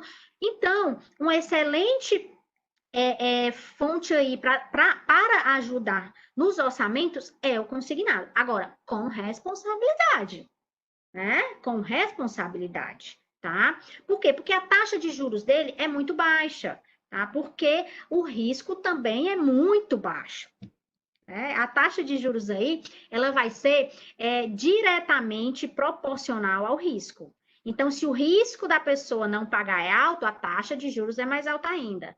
Se o risco de pagar é baixo, então a taxa de juros vai ser mais baixa. Então, o consignado é descontado, né, antes da pessoa receber. Então, o risco é baixo, taxa baixa. E outro ponto positivo hoje do consignado, a questão do IOF, né, que não está sendo cobrado IOF, então o consignado ficou mais barato. Chama atenção para quem toma também consignado, existe um seguro que você pode escolher se coloca ou não.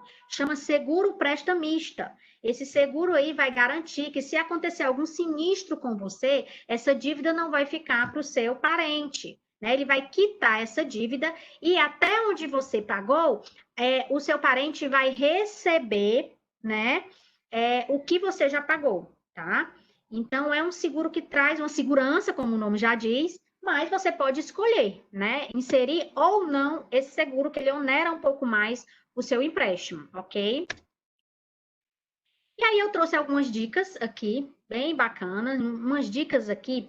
Quando eu falei lá no nosso orçamento, que tinha receita, despesa e investimento, eu disse que o Serbase, ele tem um conceito muito bacana de que a gente não deve deixar de consumir. E aqui eu trouxe justamente essas dicas. Não é para você parar de consumir, viver só de economizar, né? Assim, nossa, tenho que economizar direto. Não. Você precisa ter o seu orçamento e precisa ter verbas para o que você precisa, né? Que são as suas necessidades, e para os seus desejos, que a gente explica muito bem isso para as crianças também lá na cartilha, né? Você precisa ter verbas para os dois. E aqui, como é que eu compro melhor? Primeiro, eu preciso me certificar de que isso é necessário, né? Eu preciso mesmo comprar isso, né? Ou é algo que realmente eu posso passar sem isso? Começar a me habituar a juntar o dinheiro para comprar e não ficar parcelando tudo em cartão, tá? Pesquisar o preço, isso é fundamental. Tem gente que tem muita preguiça de pesquisar preço, tá? Às vezes a pesquisa por telefone mesmo, porque também não faz sentido eu vou fazer mercado, né? Então eu vou no mercado, depois vou em outro, vou em vários mercados só de gasolina, aí o que é que eu não gastei?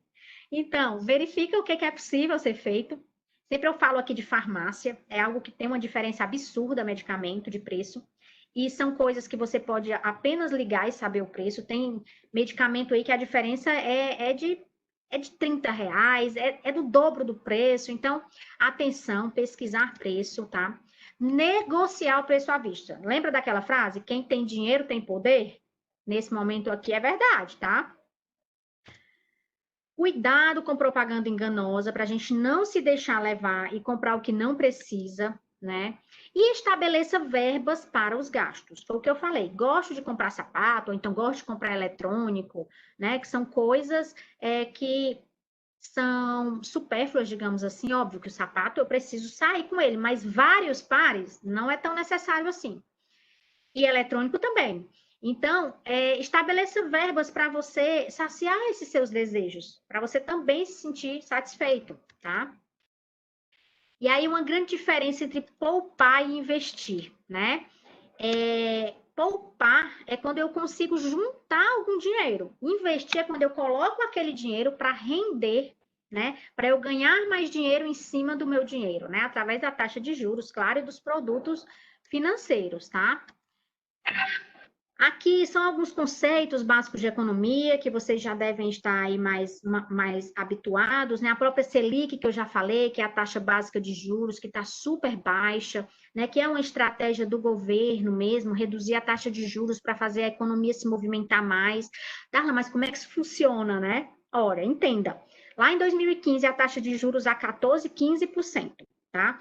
Não era muito melhor eu ficar dentro de casa, deitada, colocar o meu dinheiro, investir o meu dinheiro no mercado de capitais, nos produtos financeiros e ganhando os 15% ao ano, do que eu pensar em colocar um negócio, ou então, porque a ideia dessa taxa básica de juros mais baixa é justamente movimentar o comércio, movimentar a economia, né? Porque quando essa taxa está baixa, vai incentivar novos negócios, eu vou ter que contratar mais pessoas, contratando mais pessoas, mais gente vai ter renda, que vai consumir mais produtos, que isso daí é um ciclo, né? Por isso que eu coloquei essa figurinha.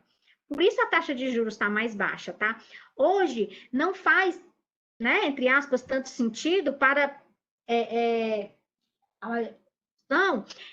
pegar o seu dinheiro e colocar no mercado de capitais. Por quê? Vai ser muito mais rentável investir na economia real. Isso para investidores maiores, né? Nós que estamos aqui, vocês que são servidores, claro que vão buscar produtos financeiros, independente se a taxa está alta ou baixa. Nós vamos buscar melhor alocação desse recurso, tá?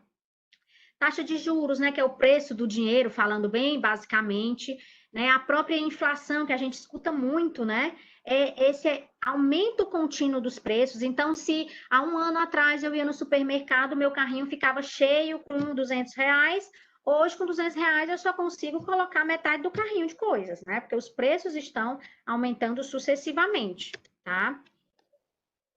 Já estamos aqui convergindo para o final, tá?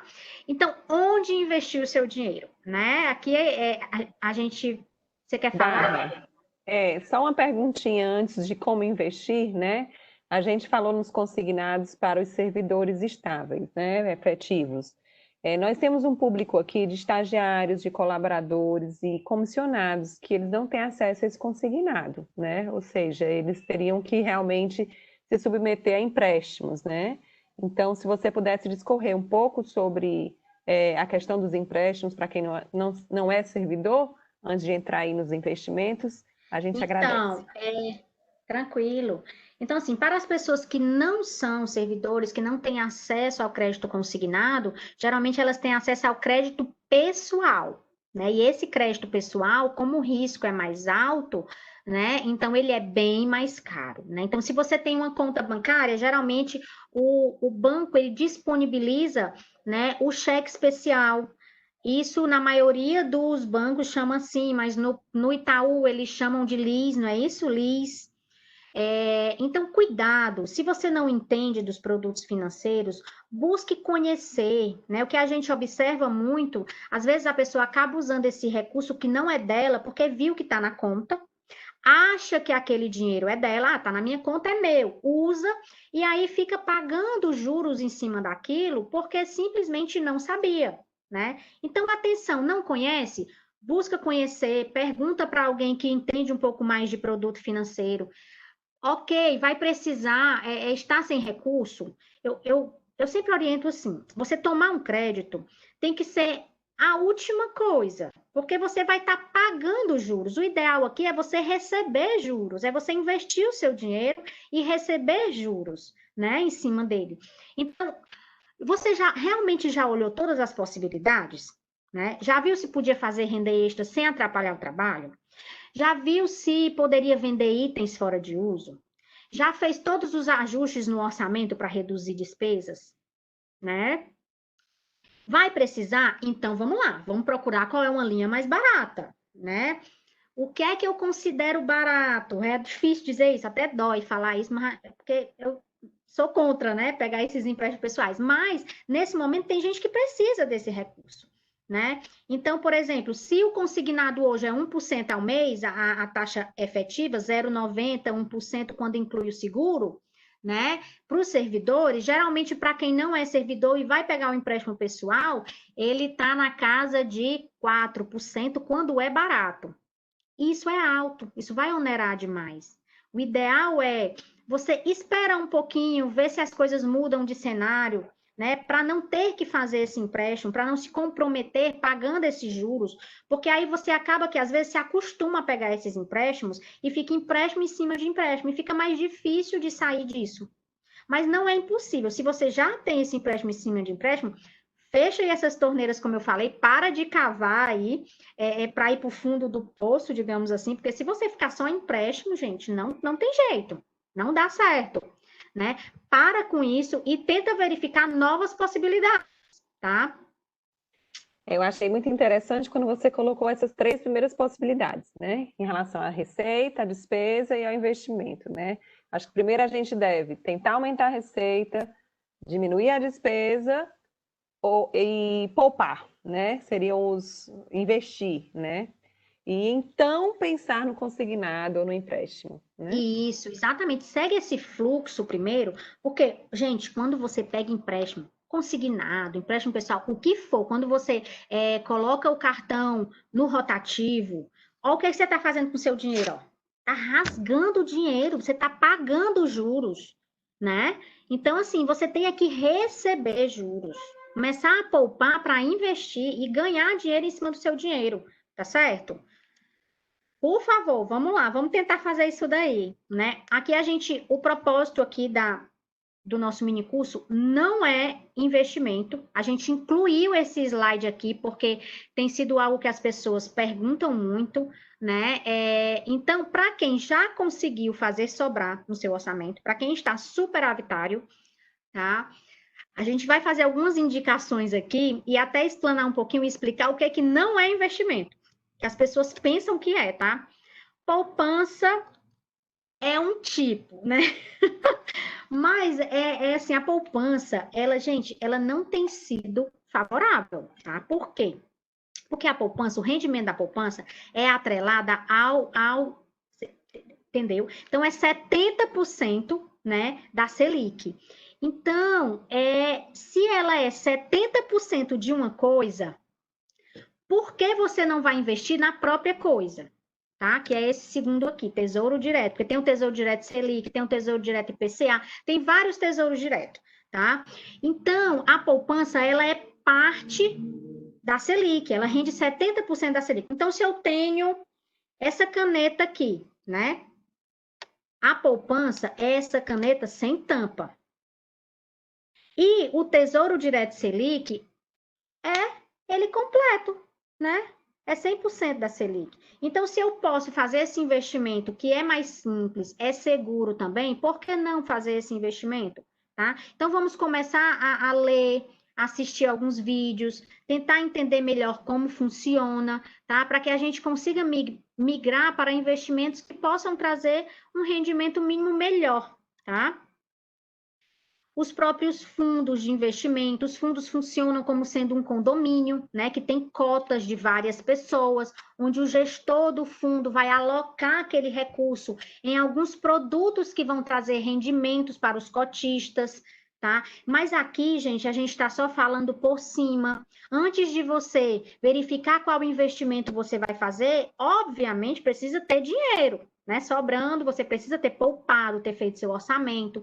Depois você precisa fazer o seu perfil do investidor, responder algum questionário de alguma corretora, de algum banco, né? Para você saber se você tem um perfil conservador, que são pessoas que não estão dispostas a correr risco, estão dispostas a correr o mínimo de risco possível, tá? Por quê? Porque qualquer produto financeiro tem risco, mas uns têm muito menos e outros têm muito mais. Então, se você for conservador, você está disposto a correr muito menos risco, né? Você pode ser moderado, então você já aceita um pouquinho de risco, ou então você pode ser um investidor agressivo, que você já aceita risco aí, já que você tem a possibilidade de ganhar, você aceita alguns riscos sim, tá? E aí as ações, que é mais para pessoas que têm o perfil agressivo, é para quem é agressivo, porque as ações aí, no caso, você compra parte das empresas, as empresas que vendem ações são empresas que têm o capital aberto, né? São empresas que negociam, né, cotas, ações, partes da empresa na Bolsa de Valores, que é a B3. Então, essas empresas, elas fazem isso por quê, Darla? Porque elas querem captar recurso para investir no negócio. Então, elas fazem o IPO, que chama, né? E aí, quando ela faz isso, ela começa a comercializar essas cotas. E isso vai gerar uma receita para essa empresa que abriu o capital, que a gente chama, e ela vai poder estar cada vez se desenvolvendo mais. E você que comprou a ação, você está sujeito a ganhar e perder todos os dias, né? Tanto que tem aquelas cotações, né? A gente sempre escuta quando está assistindo o jornal. Ah, Ibovespa fechou em tanto, né? É o número de negociações diária, tá bom? Então, aqui é para quem é bem mais agressivo. E aí, essas duas últimas aqui, a gente trouxe para informar para vocês que não é investimento, tá? Consórcio e capitalização não é investimento. O consórcio, se você não sabe ou nunca percebeu, você paga uma parcela, né? Onde você pode ser sorteado, né, todo mês, ou você pode dar um lance para retirar o valor do bem ou o próprio bem. Tem consórcio imobiliário, tem consórcio de carro, né? E aí, o que que acontece? Nesse formato aí, existe uma taxa de administração. Então, gente, você está pagando juros também, tá? Então, não é um investimento. Claro que, quando eu estou falando sistematicamente que cada caso é um caso, existem pessoas que não conseguem de jeito nenhum juntar dinheiro, né? Assim, que não entra na cabeça, ela só consegue pagar boleto. Então, é melhor ela estar comprando roupa direto, comprando coisas que não precisa direto, ou ela pagar esse boleto do consórcio? É melhor o consórcio, mesmo não sendo investimento. Porque pelo menos ela vai ter um bem depois, né? Não vai estar comprando um monte de coisa que não faz sentido, né? O ideal é ela ser consciente, pegar o dinheiro do consórcio, começar a investir, quando tiver um montante de comprar o bem, ela vai lá e compra o bem. Porque todo mês, se esse dinheiro tiver investido no Tesouro Direto, por exemplo, ele vai estar rendendo um percentual. Então, o dinheiro vai estar aumentando, tá? Aqui eu estou pagando juros, né? E a capitalização, gente, que o gerente chega e vai lá e fala para você que é maravilhoso, e tem uns nomes tão bonitos, né? As capitalizações, é não sei o que, ouro, aí você já fica logo achando legal, né? Para chamar atenção. A capitalização é um jogo, né? Não é investimento. É menos mal do que uma loteria, por quê? Porque você recebe o dinheiro de volta, atualizado por uma pequenininha taxa de juros, que é a taxa referencial, que é minúscula. Minúscula. Então, assim, se a gente for considerar que esse dinheiro vai sofrer a questão ao longo do tempo, né, da inflação, se eu for descontar a inflação, eu perdi dinheiro, porque esse dinheiro poderia estar investido. Ah, Darla, mas e se eu for sorteado? Meu sonho, né, que você seja sorteado. Porque você coloca... Gente, eu atendi uma pessoa que tinha 300 mil em capitalização. Vocês têm noção disso? Assim, completamente, né? Não entendia. O gerente mostra como sendo algo muito bom. E a pessoa vai colocando. Então, assim, vamos começar a nos atentar sobre esses produtos financeiros, buscar conhecimento, né?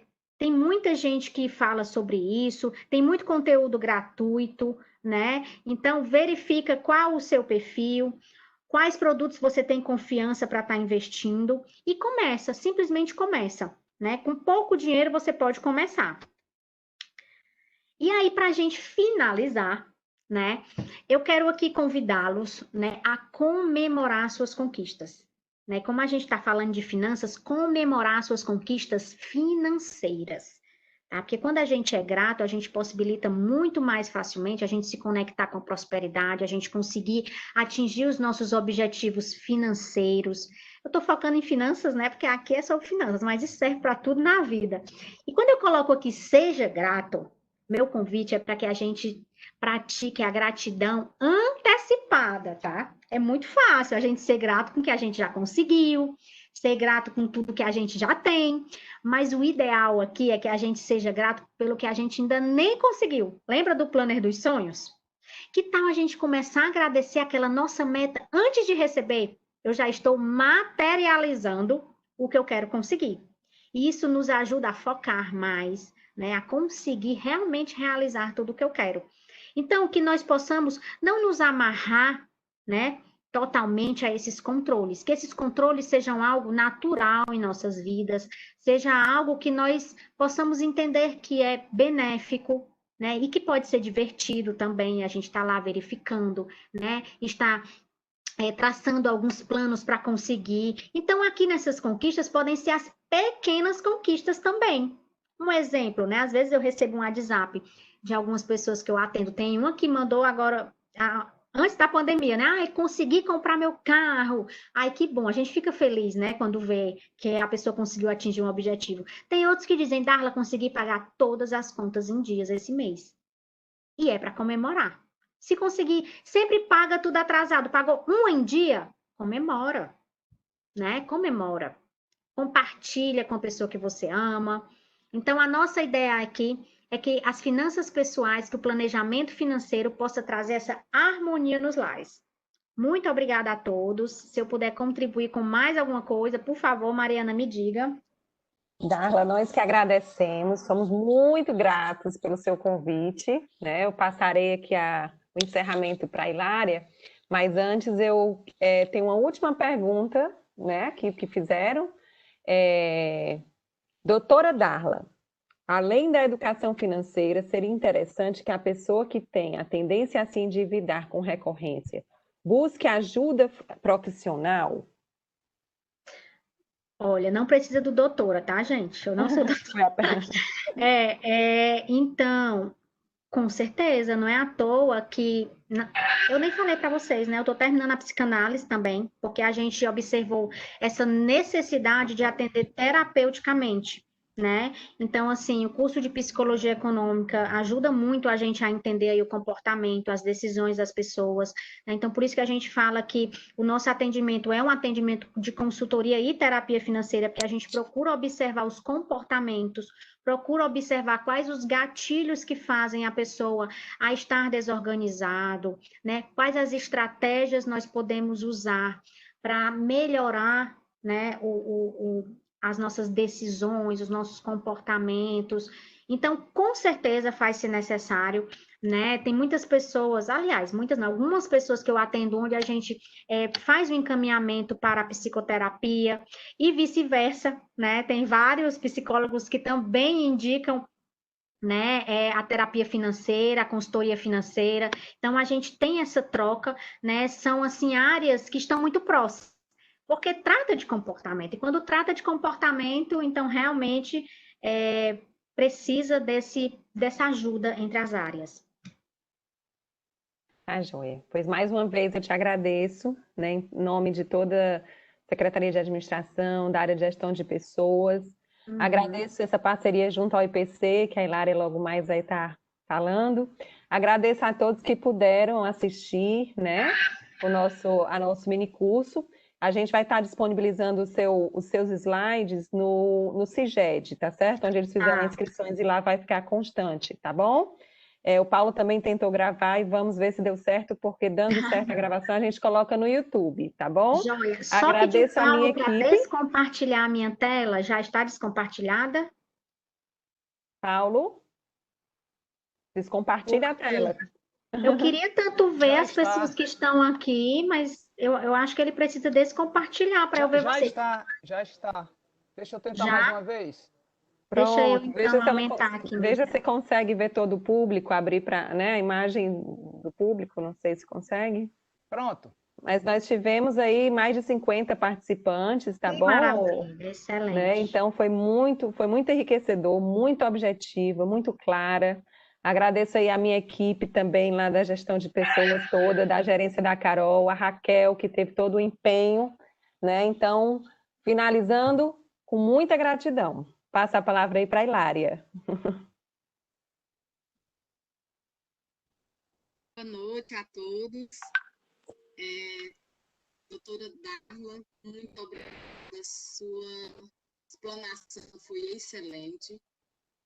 Precisamos louvar a iniciativa aí da gestão de pessoas, a secretária do Tribunal de Contas, a secretária de Administração, Silvana Brilhante. Eu acho que eles tiveram uma oportunidade, né, de diagnosticar uma necessidade bem latente agora no momento que estamos vivendo. Então, esse olhar cuidadoso e zeloso da gestão de pessoas, né, em trazer esse tema ao debate, as orientações de uma gestão financeira e pessoal de todos nós, servidores da Casa, do Tribunal de Contas do Estado, colaboradores,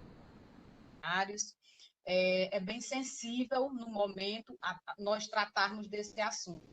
Eu sempre realço que nós somos um conjunto de obra, nós precisamos estar bem profissionalmente, familiarmente, a saúde mental, espiritualidade, e para que isso aconteça, é justamente esse diagnóstico que vem acontecendo na instituição Tribunal de Contas, porque entendemos que são pessoas, e esse olhar zeloso e cuidadoso nós estamos tendo para trazer, né, temas a discutimos hoje sobre orientação e seus esclarecimentos, foi de extrema relevância para todos nós.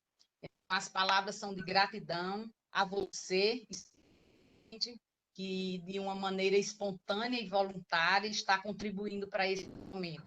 Uma expectativa muito grande de toda essa divulgação desse evento e que esperamos termos, né, outros encontros semelhantes a esse. Então, obrigada a você, a toda a equipe da gestão de pessoas, nas pessoas aí que estão participando, já a Carolina Lemos, a Mariana, a equipe do IPC, que não mede esforços, né, para estar aqui conectados, usando essa ferramenta tecnológica, nos fazendo com que nós estejamos conectados, né, para tamanha relevância desse momento hoje. Muito obrigada, um abraço a todos e na programação aí continuada e na melhoria contínua de nossas ações. Um abraço, boa noite e até as próximas ações.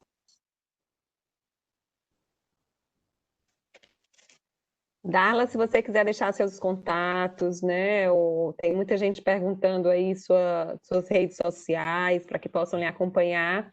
A gente pode encerrar com esse seu, se puder divulgar, e se quiser deixar, além da gratidão, alguma última palavra aí para os participantes. Sim, espero que a gente tenha conseguido atingir o objetivo, né, de realmente instigar cada um a melhorar suas finanças pessoais, a trazer essa harmonia para os lares, trazer essa prosperidade também para dentro dos lares, né, e dizer que o IBEF, né, está de portas abertas para novos projetos também. E o sorteio da cartilha, hein? Eu vou mandar aqui para a Mariana a cartilha para os participantes. Sobre os meus contatos, né? As minhas redes sociais, o Instagram é Darla_Lopes. Quem tiver interesse em atendimentos, né, individuais, também pode falar comigo.